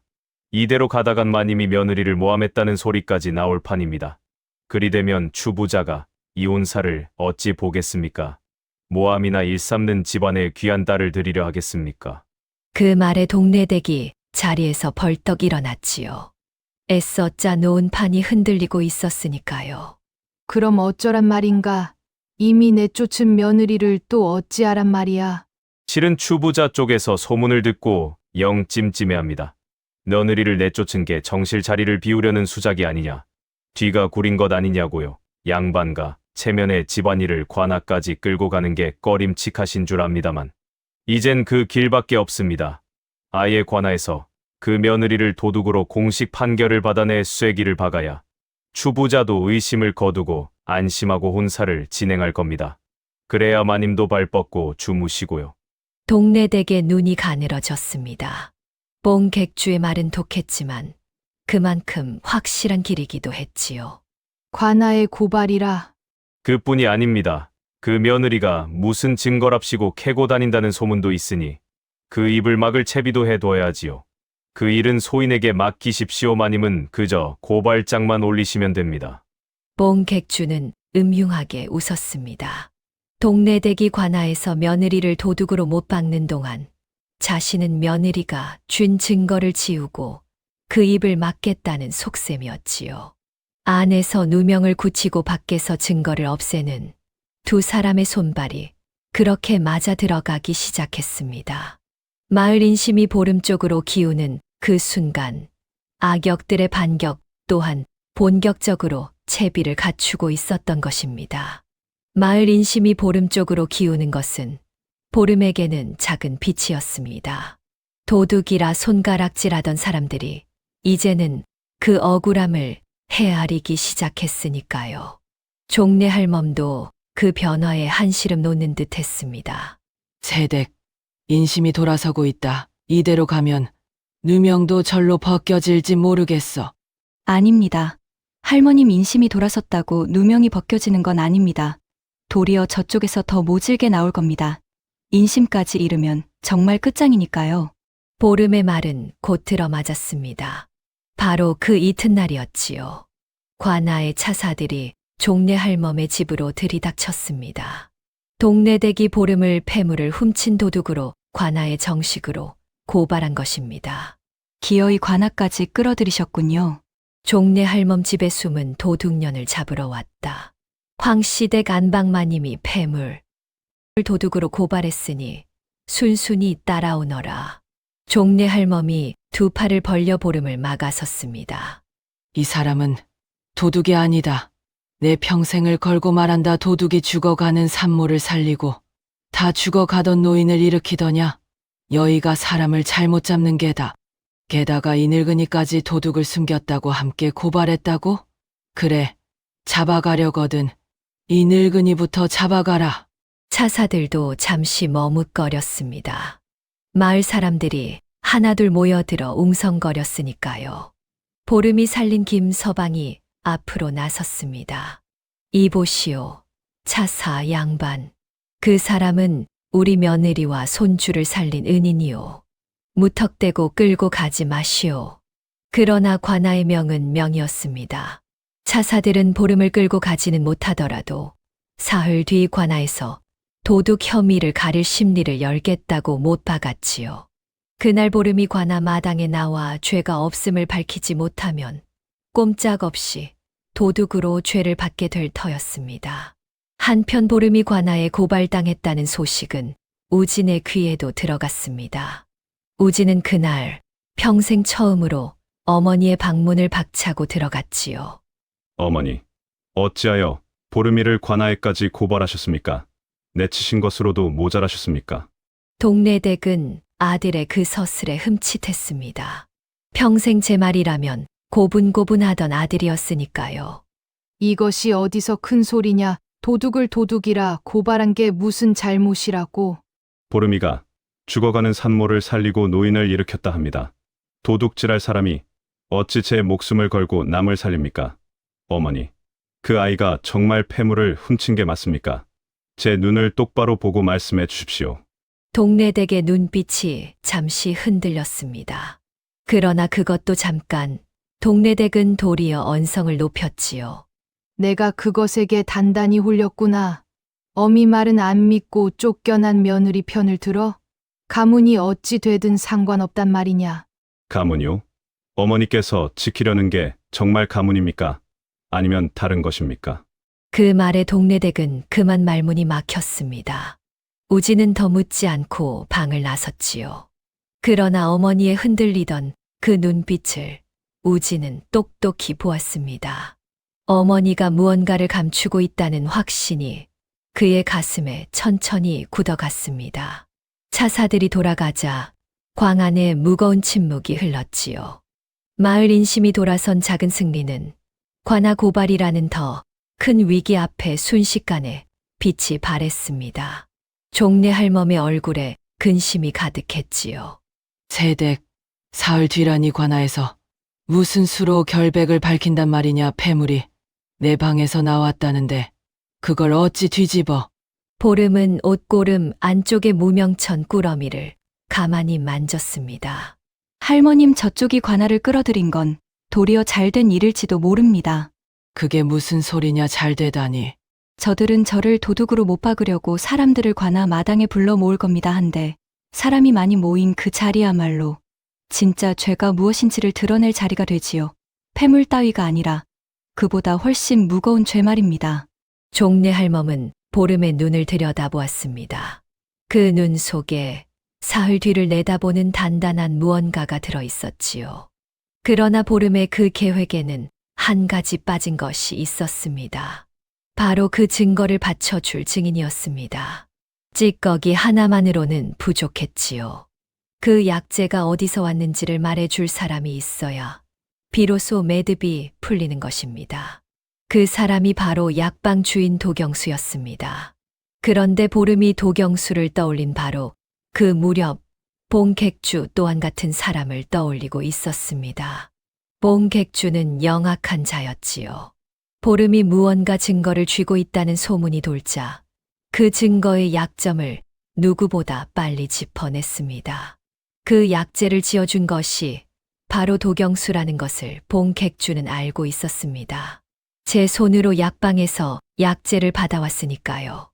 만약 도경수가 입을 열면 동네댁의 음모뿐 아니라 그 일을 거둔 봉객주 자신까지 줄줄이 엮일 판이었습니다. 봉객주는 그 길로 도경수의 약방을 찾아갔습니다. 늘 띠던 능청스러운 웃음은 온데간데 없었지요. 주인장 기니 할 말이 있어 왔소. 지난번에 내가 지어간 그 약재 말이오. 그 일은 그냥 묻어둡시다. 누가 물어도 그런 약재 지어간 적 없다. 그리 말하시오. 도경수의 낯빛이 변했습니다. 그는 이미 짐작하고 있었던 것입니다. 제가 무심코 지어준 그 약재가 어쩌면 큰 화를 불렀을지도 모른다는 것을요. 봉객주 그 약재가 대체 누구 몸에 들어갔소? 늙은 마님 보약이라 하지 않았소. 그건 대기 알파 아니오. 그저 입만 다물면 되는 일이오. 만약 쓸데없이 입을 놀렸다간 그 약을 지은 댁도 무사하지 못할 거요. 사람 하나 잡은 약을 지어준 죄. 그게 가볍겠소? 봉객주는 협박과 함께 묵직한 엽전 꾸러미를 슬며시 내밀었습니다. 입막음 값이었지요. 도경수는 그 엽전과 봉객주의 얼굴을 번갈아 보았습니다. 손이 떨렸습니다. 진실을 말하자니 제 죄까지 드러날 것이 두려웠고 입을 다물자니 사람을 해친 약에 눈 감는 꼴이었지요. 의원으로서 평생 지켜온 양심이 그 자리에서 흔들렸습니다. 나는 그저 약재를 지었을 뿐이요. 누구를 해치려 한 게 아니란 말이오. 그러니까 입을 다물라는 거 아니오. 댁이 가만히만 있으면 댁은 아무 일도 없던 거요. 알아들었으면 이 돈 받고 잊으시오. 봉객주가 약방을 나선 뒤에도 도경수는 그 엽전 꾸러미를 한참이나 노려보았습니다. 참아받지도 내치지도 못한 채로 말이지요. 봉객주의 협박은 도경수의 입을 막는데 그치지 않았습니다. 보름이 의지하려던 단 하나의 증인이 그렇게 흔들리기 시작한 것입니다. 봉객주의 손길은 거기서 멈추지 않았습니다. 그는 종래 할멈에게도 사람을 보내 으름장을 놓았지요. 할멈, 도둑을 숨긴 죄가 얼마나 무거운지 아시오. 그 며느리를 계속 싸고 돌면 할멈도 함께 관아에 끌려가 곤장을 맞을게요. 늙은 몸에 곤장이 몇 대나 견디겠소. 지금이라도 그 며느리를 내치는 게 신상에 이로울 거요. 그러나 종래 할멈은 콧방귀를 뀌었습니다. 이 늙은이가 곤장이 무서웠으면 애초에 그 아이를 거두지도 않았다. 40년 전에 아무도 안 잡아준 손을 이제와 내가 놓을 성시푸냐 가서 내 주인한테 전해라. 종래 할멈은 그리 호락호락한 늙은이가 아니라고. 종래 할멈은 흔들리지 않았습니다. 그러나 도경수는 달랐지요. 안에서는 동네대기 관아 고발로 누명을 굳히고 밖에서는 봉객주가 증인을 협박해 입을 막으니 보름에 처지는 사면초가로 몰려갔습니다. 사흘 뒤 관아 마당에 서야 할 보름의 손에는 정작 증거를 바쳐 줄 증인이 사라질 위기에 처한 것입니다. 악역들의 반격은 그렇게 차근차근 보름의 숨통을 조여 오고 있었습니다. 그날 밤이었습니다. 종래 할멈의 집문을 누군가 조심스레 두드렸지요. 뜻밖에도 약방 주인 도경수였습니다. 그는 낮에 그 협박의 잠을 이루지 못하고 끝내 종래 할멈을 찾아온 것입니다. 할멈 내 한 가지만 묻겠소. 그 며느리가 꼭 아이를 뵌 몸이었소? 종래 할멈은 흠칫했습니다. 도경수가 어찌 그것을 묻는지 단번에 알아챘지요. 그건 어찌 묻나, 의원. 내가 지어준 그 약재가 아이 뵌 여인에게는 절대 써서는 안 되는 것이었소. 만약 그 약이 그 며느리에게 들어갔다면 나도 모르게 큰 죄를 지은 셈이오.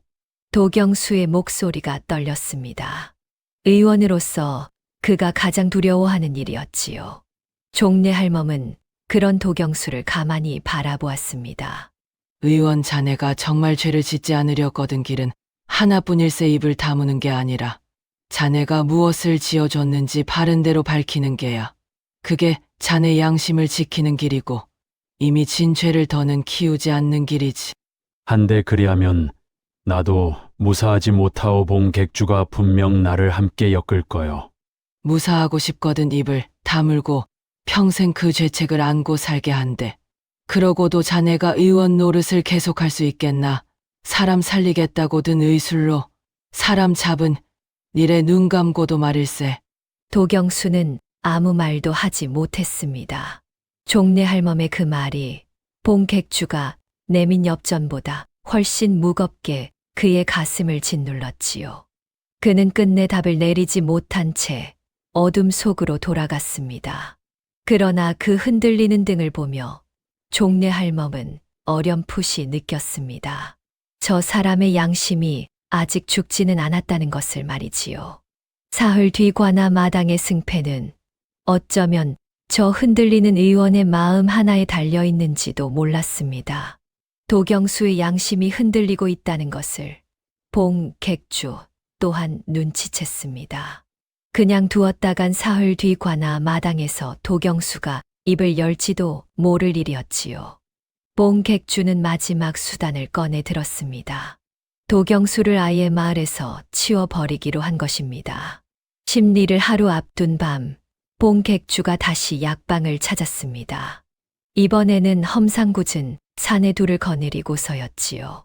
주인장, 말로 할 때 들었어야지.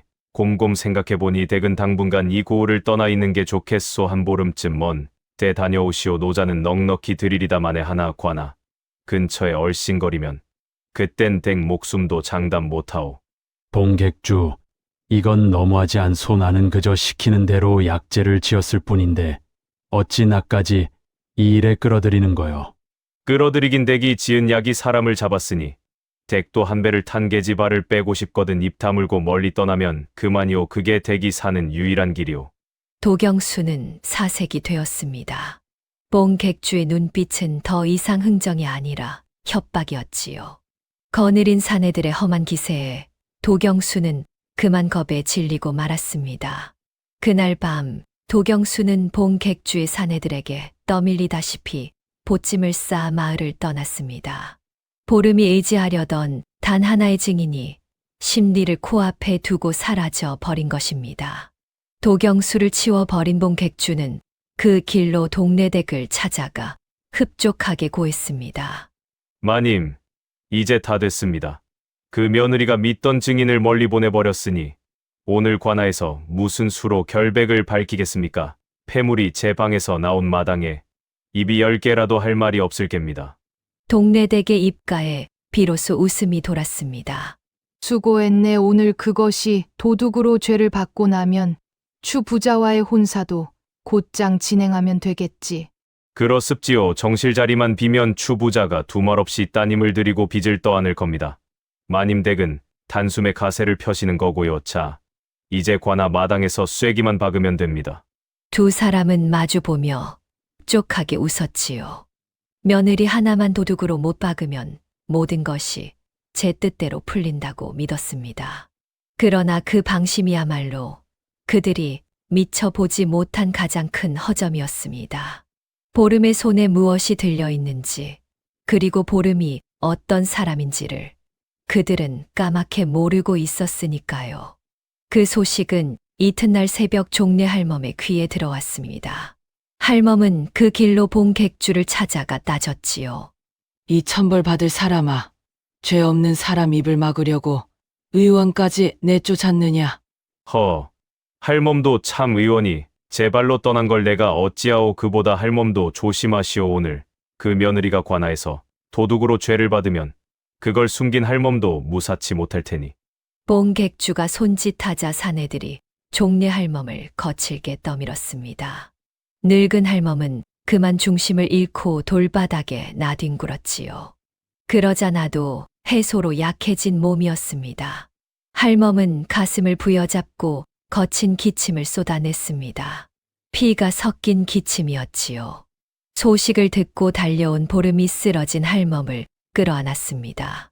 할머님, 정신 차리십시오. 할머님. 세댁 나는 괜찮다.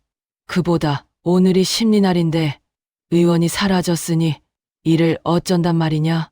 보름은 할멈을 광으로 옮겨니고 급히 약을 다렸습니다. 그러나 할멈의 숨은 쉬이 가라앉지 않았지요. 보름의 가슴이 무너져 내렸습니다. 증인은 사라졌고 제 목숨처럼 의지하던 할멈마저 저를 지키려다 저리 쓰러졌으니까요. 세댁나 때문에 오늘 일을 그르치면 안 된다. 이 늙은이 걱정은 말고 정신 바짝 차리거라. 할머님이 이리 쓰러지셨는데 제가 어찌 관할 갑니까? 곁을 지키겠습니다. 그게 무슨 소리냐, 자네가. 여기 주저앉으면 저들이 이기는 게야. 내 40년 하니 자네한테서 풀리기를 나는 그날부터 기다렸다 가거라 가서 내가 못다 한 그 싸움을 자네가 이기고 오너라. 할멈은 마른 손으로 보름의 손을 꼭 쥐었습니다. 그 손에 남은 마지막 힘까지 쉬어서요. 보름은 그 손을 마주 쥐고 이를 악물었습니다. 그날 보름은 가진 모든 것을 잃은 것만 같았습니다. 손에 쥔 것이라곤 무명천에 싼 찌꺼기 한 줌뿐. 그것이 무엇인지 증언해 줄 도경수는 사라졌고 그 약재가 누구 입에서 나온 것인지 밝혀줄 사람도 없었습니다. 찌꺼기 하나만 들이밀어 봐야 동네 댁은 그런 약 지어 먹인 적 없다 잡아떼면 그만이었지요. 도리어 도둑이 발악한다는 소리만 들을 판이었습니다. 광 안에서 보름은 쓰러진 할멈의 손을 잡고 오래도록 앉아 있었습니다. 눈물이 흘렀지요. 매를 맞을 때도 누명을 쓸 때도 참았던 눈물이었습니다. 보름은 처음으로 무너질 것만 같았습니다. 차라리 다 포기하고 멀리 도망쳐 버릴까. 그런 생각마저 들었습니다. 그때였습니다. 잠결에 할멈이 가느다란 목소리로 무어라 중얼거렸지요. 그것은 바로 처음 보름을 거두던 그 밤에 했던 말이었습니다. 억울함은 소리친다고 풀리는 게 아니라 때를 기다린 손끝에서 풀리는 법이니라. 그 한마디가 보름의 가슴을 쳤습니다. 보름은 멍하니 할멈의 얼굴을 내려다보았지요. 그러고는 천천히 제가 지금 무엇을 잘못 짚고 있었는지를 깨달았습니다. 그동안 보름은 증인에게 매달리고 있었습니다. 도경수가 진실을 말해 주기만을 기다린 것입니다. 그러나 그것은 남의 입에 제 운명을 거는 일이었지요. 할멈의 말이 옳았습니다. 진실은 소리쳐 증인을 붙드는 데서 풀리는 게 아니었습니다. 상대가 제 발로 함정에 걸려들도록 차근차근 판을 짜는 데서 풀리는 것이었지요. 보름은 눈물을 닦고 자리에서 일어났습니다. 어머니가 물려주신 약초 책을 펼쳐들었지요. 그러고는 무명천에 싼 찌꺼기를 책에 약초 그림과 하나하나 맞춰 보기 시작했습니다. 그 약재의 정체가 무엇인지, 어느 분량이 어떤 몸을 해치는지, 그것을 책에 글귀와 대조해 또렷이 짚어냈습니다. 증인이 없으면 이 책과 이 찌꺼기가 스스로 증인이 되게 하면 될 일이었지요. 보름은 잠든 할멈의 이마를 가만히 짚으며 나직이 일렀습니다. 할머님 이번엔 소리치지 않겠습니다. 그자들이 제 발로 무너지게 하겠습니다. 그러니 조금만 더 견뎌 주십시오. 그 목소리에는 더 이상 흔들림이 없었지요. 날이 밝아올 무렵 보름의 머릿속에 한 가지 판이 그려졌습니다. 동네 댁과 본 객주는 보름이 아무 증거도 없으리라 여기고 있었습니다. 도경수까지 치워버렸으니 더더욱 마음을 놓고 있을 터였지요. 바로 그 방심이 그들의 약점이었습니다. 보름은 섣불리 증거를 내보이지 않기로 했습니다. 도리어 상대가 거짓말을 마음껏 늘어놓도록 내버려 두기로 한 것이지요. 거짓이 쌓일수록 마지막에 들이밀 진실의 무게는 더 무거워질 테니까요. 마침 그때 광 밖에서 인기척이 났습니다. 우진이었습니다. 그는 밤새 잠을 이루지 못한 얼굴로 광 앞에 서 있었지요. 보름이 나는 더는 어머니 뒤에 숨어 있지 않겠소. 오늘 관아에 나도 함께 가겠소. 내가 무엇을 하면 되겠소. 보름은 우진을 바라보았습니다. 흔들리던 그의 눈빛에 처음으로 단단한 결심이 어려 있었지요.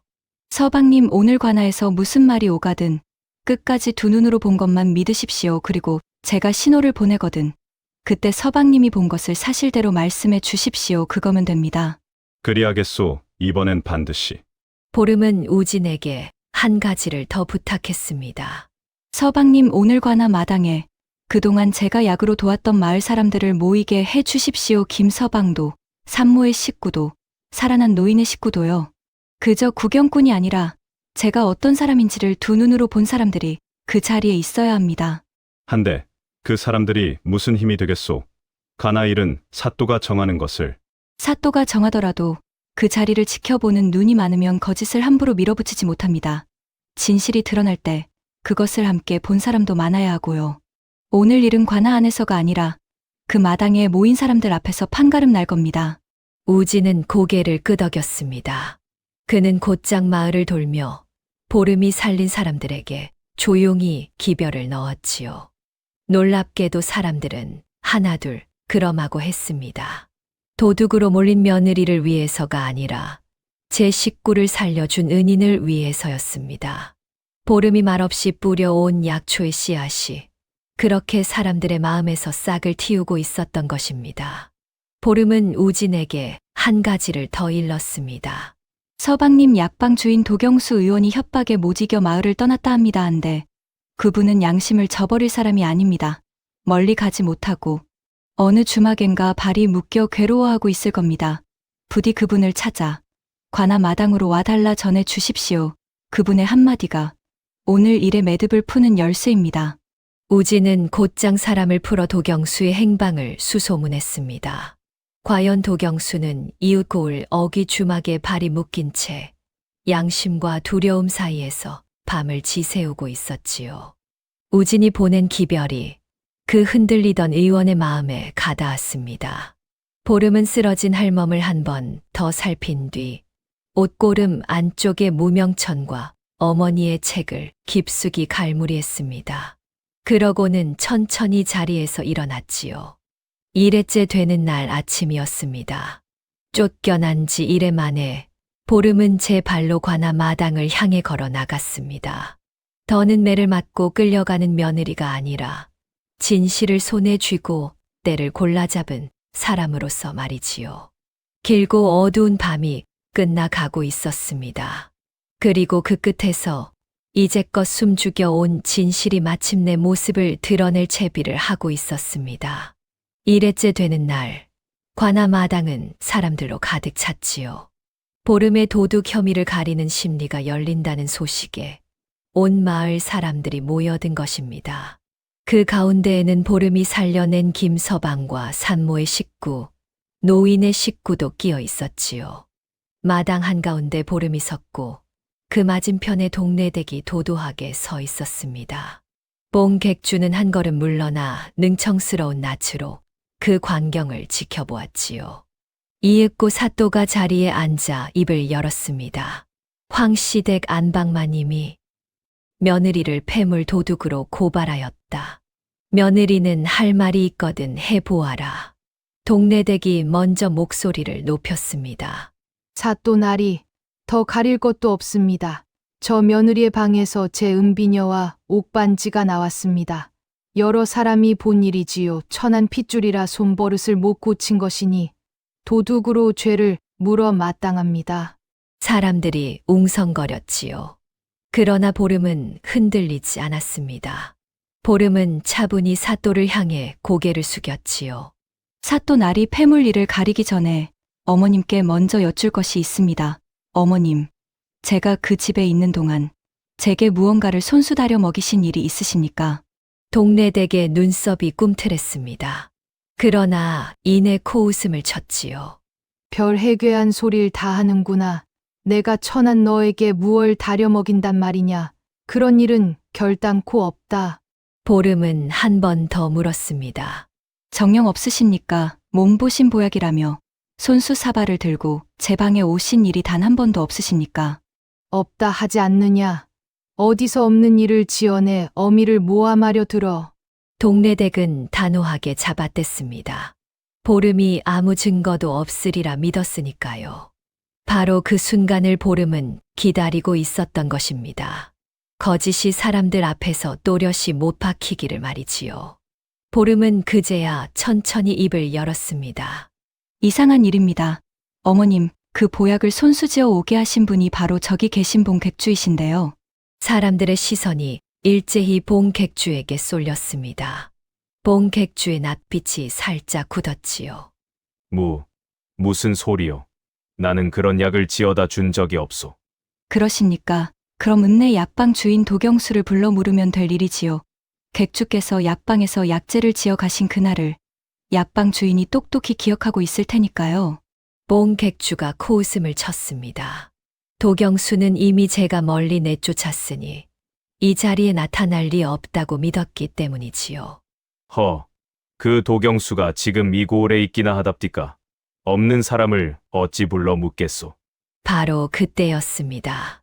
마당 한쪽이 술렁이더니 한 사내가 사람들을 해치고 앞으로 나섰습니다. 바로 도경수였지요. 봉객주의 협박에 이웃 고을로 쫓겨 가 있던 그를 우진이 보낸 기별이 끝내 불러 세운 것입니다. 양심과 두려움 사이에서 밤을 지새우던 도경수는 우진의 사람을 따라 제 발로 이 자리에 돌아왔지요. 봉객주의 얼굴이 하얗게 질렸습니다. 사또나리 소인이 그 약방 주인 도경수 올시다. 죽기를 각오하고 바른 대로 아뢰겠습니다. 도경수는 떨리는 목소리로 그러나 또렷하게 말을 이었습니다.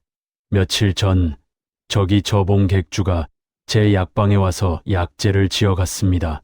늙은 마님. 기력 보약이라 하기에 의심 없이 지어주었지요. 한데 그 약재는 굳은 피를 세차게 돌리는 데는 명약이나 그 기운이 워낙 뜨거워 뱃 여인이 먹으면 뱃속 아이를 태워 떨어뜨리는 무서운 것이었습니다. 늙은이의 기력에는 약이 되나 젊은 임산부에게는 독이 되는 약이지요. 소인은 그것이 아이 뱃 며느리의 입에 들어갈 줄은 꿈에도 몰랐습니다. 뒤늦게 그 일을 알고 차마 양심을 저버릴 수 없어 이 자리에 섰습니다. 마당이 발칵 뒤집혔지요. 보약이 아니라 아이를 지우는 독약이었다니 사람들이 경악한 것입니다. 보름은 그제야 옷고름 안쪽에서 무명천 꾸러미를 꺼냈습니다. 그러고는 어머니가 물려주신 약초 책을 함께 펼쳤지요. 여기 그날 제가 마신 보약의 찌꺼기를 갈무리에 두었습니다. 그리고 이것은 제 어머니께서 남기신 약초 책입니다. 이 찌꺼기를 책의 약초와 맞춰보면 그것이 무슨 독초이며 아이 뵌 여인에게 어찌 작용하는지가 또렷이 드러납니다. 사또가 그 찌꺼기와 책을 받아 들여다보았습니다. 도경수가 곁에서 그것이 제가 지어준 바로 그 약재가 맞다고 증언했지요. 찌꺼기라는 물증과 약초책이라는 지식과 약방 주인의 증언이 하나로 맞물리는 순간이었습니다. 어느 하나만으로는 부족했을 진실이 셋이 모이자 빠져나갈 구멍 하나 없이 또렷해진 것입니다. 그러나 동네댁은 끝까지 발버둥 쳤습니다. 그건 모함이다. 내가 그 약을 먹였다는 증거가 어디 있느냐. 봉객주가 약을 지어갔다 한들 그게 어찌 내 죄란 말이냐. 보름의 말이 끝나자 사또가 곁에 선 우진에게 물었습니다. 너는 이 집 아들이자 저 며느리의 지압이라 들었다. 내 어미가 며느리에게 약을 먹이는 것을 본 일이 있느냐. 본대로만 고하라. 우진은 잠시 눈을 감았지요. 어미의 일을 사또 앞에서 아뢰는 것이 자식된 도리에 얼마나 어긋나는지 그가 모를 리 없었습니다. 그러나 우진은 끝내 입을 열었습니다. 죽을 뻔한 아내와 아직 세상에 나오지도 못한 제 자식을 더는 모른 척할 수 없었던 것입니다. 나리께서 물으시니 본대로만 아뢰겠습니다. 어머니께서는 날마다 손수 보약 사발을 들고 제 아내의 방에 두시어 한 방울도 남기지 말라며 다 비우는 것을 지켜보고 가셨습니다. 그 일이 여러 날이었습니다 한데 방금 의원의 말을 듣고서야 알았습니다. 그 보약이 아이 뺀 몸에는 독이 되는 약이었다는 것을요. 우진의 목소리가 떨렸습니다. 소인이 어찌 어미를 고변하겠습니까? 다만 사또께서 물으시기에 두 눈으로 본 것을 숨길 수 없어 아를 따름입니다. 부디 진실을 가려주십시오. 우진아. 아들이 본대로를 아뢰자 동네댁의 다리가 풀렸습니다. 사또가 다시 우진에게 물었지요. 내 어미가 어찌하여 며느리에게 이런 일까지 벌였는지 짐작하는 바가 있느냐. 우진은 무거운 마음으로 입을 열었습니다. 그동안 집 안에서 어깨너머로 들어온 것을 끝내 아랜 것입니다. 저 봉객주가 집안의 빚을 미끼로 건넌마을 추 부자와의 혼사를 밀어붙이고 있었습니다 한데 그 혼사엔 조건이 하나 붙어 있었지요. 추 부자의 딸을 정실로 들이려면 먼저 정실 자리가 비어야 한다는 것이었습니다. 제 아내를 기어이 내쳐야 했던 까닭이 거기 있었던 듯합니다. 마당이 다시 술렁였습니다. 사또의 눈이 매섭게 두 사람을 향했지요. 봉객주, 동래댁. 그 혼사와 빚이 정녕 이 일과 얽혀 있느냐. 바른 대로 고하라. 사또의 추궁이 정통으로 꽂히자 봉객주의 얼굴이 새파래졌습니다. 빠져나갈 구멍이 없어진 그는 제 살길부터 찾느라 다급히 발뺌을 했지요. 소인은 그저 심부름을 했을 뿐입니다. 약을 쓰라 한 것도, 누명을 씌우라 한 것도 소인은 모르는 일입니다. 다 저 안방마님이. 제게 모든 죄를 뒤집어 씌우려는 봉객주를 보고 동래댁이 그만 이성을 잃었습니다. 뭐라, 이 교활한 것이.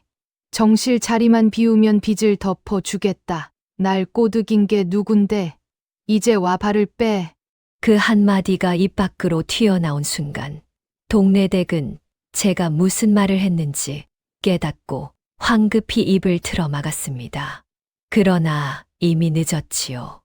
빠져나가려 서로를 물어뜯던 두 사람의 말이 도리어 음모를 스스로 올가맨 것입니다. 사또가 더 캐물을 것도 없었습니다. 멀찍이서 지켜보던 주부자는 일이 되자 슬그머니 자리를 들여다 사람들의 손가락질에 그만 고개를 떨구고 말았습니다. 진실이 다 드러나자 사또가 무겁게 입을 열었지요. 이 사건의 진상이 이제 분명해졌다.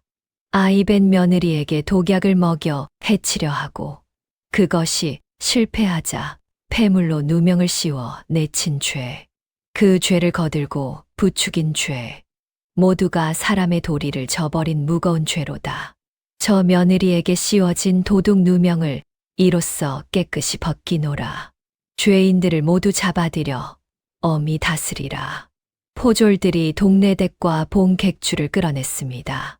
동래댁은 그제야 모든 것이 끝났음을 깨달았지요. 도도하던 안방마님은 마당 한가운데 풀썩 무릎을 꿇었습니다. 쫓겨난 며느리 보름의 앞에서 말입니다. 쫓겨난 지 이래 만에 천한 것이라 깔보던 그 며느리 앞에 시어머니가 무릎을 꿇은 것입니다. 내가 사람을 잘못 보았다. 내가 의녀의 딸인 줄도, 그 약을 알아볼 줄도 나는 꿈에도 몰랐다. 보름은 무릎 꿇은 동래댁을 가만히 내려다보았습니다. 원망도 통쾌함도 없는 담담한 눈빛이었지요. 어머님 저는 천한 핏줄이라 아무것도 모를 거라 깔보셨지요. 한데 그 깔봄이 끝내 어머님 발등을 찍었습니다. 사람을 함부로 낮춰보면 그 낮춰본 자리에서 화가 돌아오는 법입니다. 구경하던 사람들이 그제야 보름을 향해 고개를 숙였습니다. 도둑이라 침을 뱉던 입으로 이제는 미안하다 말하는 것이었지요. 보름이 흘려온 약초의 향이 마침내 진실의 향으로 마당을 가득 채웠습니다. 며칠 뒤 자리를 털고 일어난 종래 할멈이 보름의 손을 잡았습니다. 그 모진 일을 다 이겨낸 보름을 할멈은 친손녀처럼 끌어안았지요. 내가 40년을 못다한 싸움을 자네가 끝내 이겨냈구나 장하다. 장해. 할머님이 거두어 주지 않으셨다면 저는 그날 밤 그 눈밭에서 끝났을 겁니다. 할머님이 제 진짜 어머니십니다. 그 겨울이 가고 봄이 왔습니다. 보름은 그 집으로 돌아가지 않았습니다. 우진이 거듭 붙잡았지만 보름은 조용히 고개를 저었지요. 어미를 그리 만든 집에서 아이를 낳아 기를 수는 없었던 것입니다. 다만 보름은 우진을 원망하지도 않았습니다. 끝내 진실 앞에 서준 그 마음만은 고맙게 여겼지요. 어머니가 죄를 받아 끌려간 뒤 우진은 홀로 그 집에 남아 지난 잘못을 곱씹으며 살았습니다. 끝내 아내를 지키지 못한 회한은 오롯이 그의 몫으로 남았지요. 봄볕이 따뜻하게 내리쬐던 날, 보름은 종래 할멈과 함께 집 아파트를 일구었습니다. 한겨울 그 어둑한 광구석에 웅크려 떨던 며느리는 이제 없었습니다. 그 자리에는 햇살 아래 허리를 펴고선 제 손으로 약초를 심는 한 여인이 있을 뿐이었지요. 부풀어 오른 배를 감싸 안은 보름의 얼굴에는 오래 잊고 있던 웃음이 돌아와 있었습니다. 바치를 마친 보름이 종래 할멈에게 작은 주머니 하나를 보였습니다. 약초 씨앗이 담긴 주머니였지요. 할머님 이제 도둑 누명을 벗었으니 저는 떳떳이 친정으로 돌아가렵니다. 홀로 계신 늙은 아버지 곁에서 어머니가 그러셨듯 약으로 사람을 돌보며 살려고요 한데 올가을 아이를 낳고 나면 내년 봄엔 이 귀한 약초 씨앗을 들고 꼭 다시 오겠습니다. 할머님과 함께 이 밭에 심으려고요. 그래 꼭 오너라. 이 늙은이가 그때까지 이 밭을 지키고 있으마. 두 여인은 마주보며 웃었습니다. 가진 것 없던 두 사람이 끝내 서로의 빈자리를 채워준 것입니다. 보름은 떳떳한 걸음으로 친정을 향해 길을 나섰습니다. 도둑이라는 누명도 천한 핏줄이라는 멸시도 이제 그 등 뒤로 멀어져 갔지요. 이 이야기는 우리에게 한 가지를 일러줍니다. 억울함은 큰 소리로 떠든다고 풀리는 것이 아니라 묵묵히 때를 기다린 손끝에서 비로소 풀린다는 것을요. 그리고 사람을 함부로 낮춰보는 자는 끝내 그 낮춰본 자리에서 제 발등을 찍게 된다는 것을 말입니다. 다음 영상을 빠르게 만나보시려면 좋아요와 구독을 눌러주세요. 지금 화면에 나오는 더 재미있는 영상들도 함께 해주세요. 그럼 모두 행복한 하루 보내세요. 감사합니다.